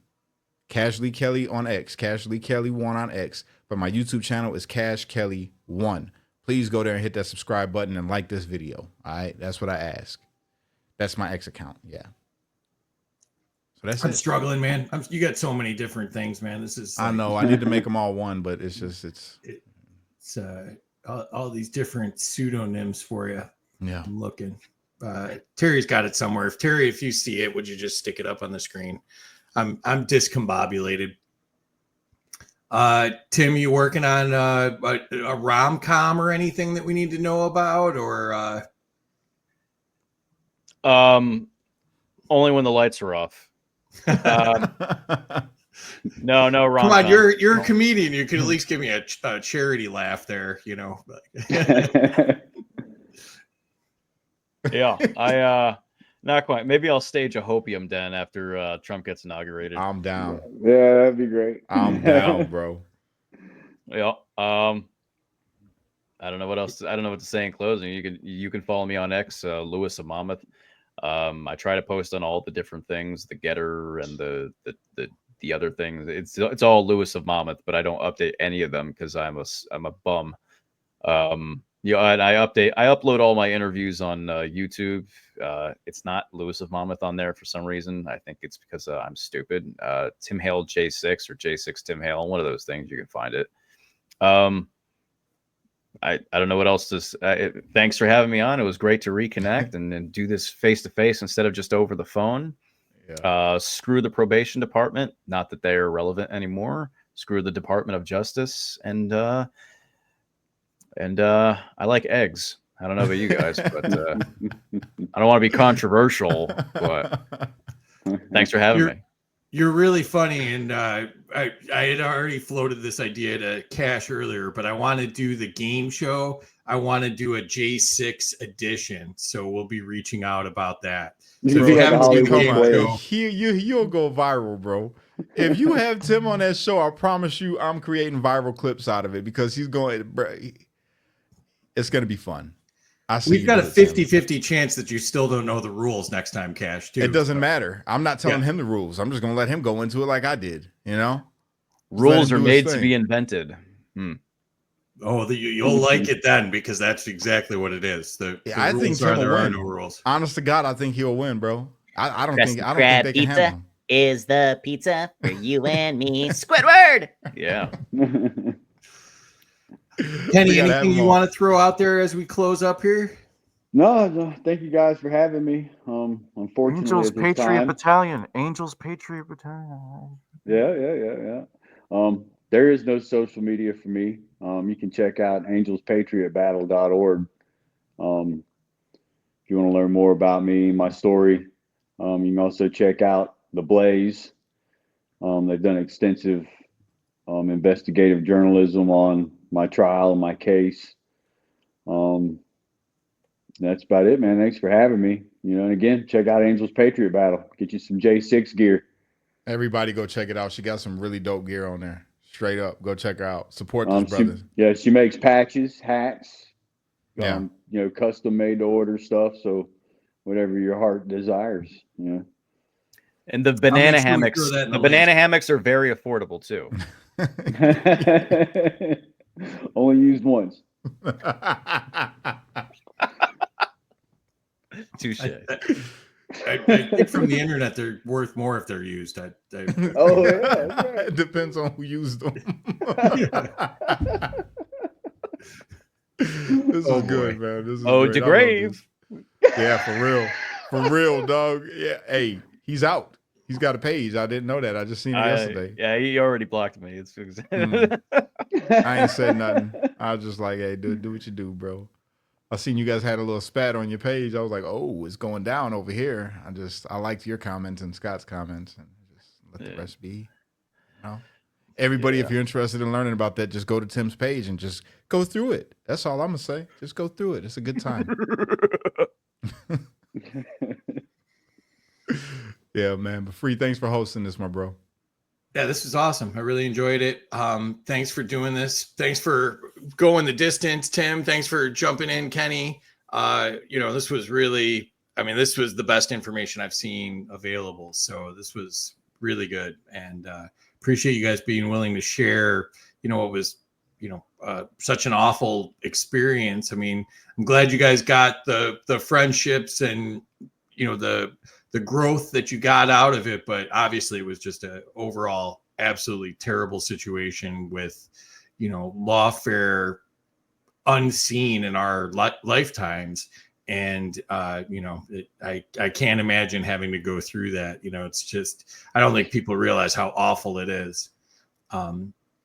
So Kash and I will be back. We've got some stuff percolating. I pitched it at the beginning. If you missed the beginning, you can see what all we got going on. Make sure you're following, all these folks and, checking out those things. Make sure you're following Terry. I mentioned that before. And we'll be back. Terry and I'll be back with Mike Decentralized on Thursday, and then hopefully game show over the weekend, but I don't plan those out very well in advance. And I need to find 3 people. That's a lot of work for us. So it's a lot of squirrel wrangling. Hey, I might be down again if you can't find nobody, because that was fun. I had a good time. It was a really good time. So if you haven't seen the game show, check it out. It's in my feed. Under my articles on X, you can see all the shows we have there. There's, a half dozen that Kash and I have done together, and then all the rest of them as well. Tim, I think you'd be interested in a lot of it, because we're doing a lot of like localism type stuff, grassroots organizing, how to kind of fight back against the centralized powers that be that are screwing up pretty much everything, including the justice system, as you guys pointed out so very well. I might disappoint you. I see that anarchist symbol behind you. I'm a filthy imperialist warmonger, so I don't know if we'll get. I don't know if we can mesh like that. No, I'm not a warmonger. I am an imperialist. Yeah, Kash gave me crap about being an anarchist the other day too. So I get it a lot. Nobody really likes us, including us. Hey, so. It's all right, man. I was 14 once too, so cool. To come out of the federal prison system and not want them to all go away immediately kind of blows my mind. But I'll wear that, man. I'll wear it. I just want to say before we get off here, because I do got to go. This is Cash Kelly checking in with the J6ers just to let you know that the J6ers ain't racist. You know how I know? Because I'm a black one. I'm gonna That's fucking great. because you tempted me, I'm gonna play you out with my anarchist song. So thanks again, everybody. Appreciate everybody that joined. Almost 6,000 people, really cool. And we'll see you all next time. Later. Keep it. From the ashes,